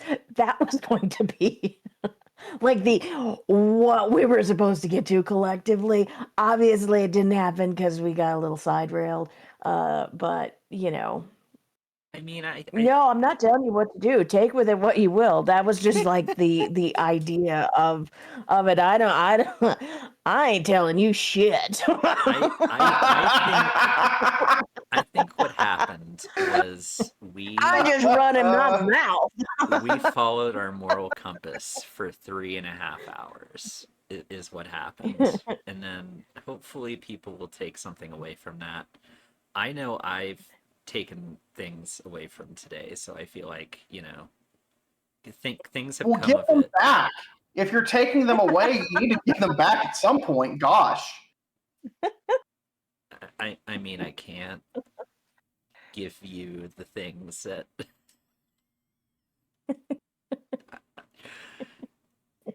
this has been a podcast of some kind. We we podcasted. We casted pods. Yes. Yes. Some people cast stones. We cast pods. It yeah, look where it got us. It got us here in this moment. Somewhere between hopefully a good tarot card reading and Adfang chewing me out for a while. I have to assume. And some therapy. Oh no, Maybe some I therapy. don't get any of that till 2026. Nikolai, why does it have to be We Wish You a Merry Christmas? First of all, Nikolai, it's Christ Mass. You got to get it right. Yeah, like holy Christ Mass. What the hell is going on? It is Christ Mass. It is the time when we amass all of the Christs together to form the Mecha Christ. That's the whole point behind it, is it not? We give people gifts because it could be the Oh last my thing they get to God. enjoy before the Mecha That's Christ comes. that's funny. That's really funny. There is an alternative universe where I became a very orthodox Catholic comedian priest. That was not this timeline. It was definitely a different one. Um, there's Okay, more so than then next once. question. Oh, sorry. Go ahead. Did we have fun at least? I think so. The fun I was I sandwiched guess. somewhere in there. I guess. I don't think that other people had as much fun as we did, though. Well, I mean, other people can make their own Or- podcasts if they want to have fun. They can make their own podcasts. Uh, Lord knows there aren't enough of those yet. No, absolutely not. Um, But you know what? We're unique. At least we are what we are. Nobody claims to be anything Right. different. We are what we are. yeah, Yeah. And I'm so Doggo. sorry for that. I mean, to be fair, we are like in the unique demographic of podcasts in that our podcast only features uh one white cis male uh instead of like 3 to 5. So, we're doing good. We're doing good. We definitely have the diversity thing down for sure.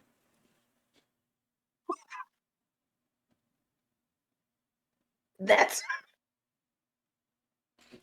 I, Oh my god. I love your positivity. Me just like I had my laptop in front of my monitor just enough so I didn't see what Nikolai said. And then I like tilt Um, forward to see.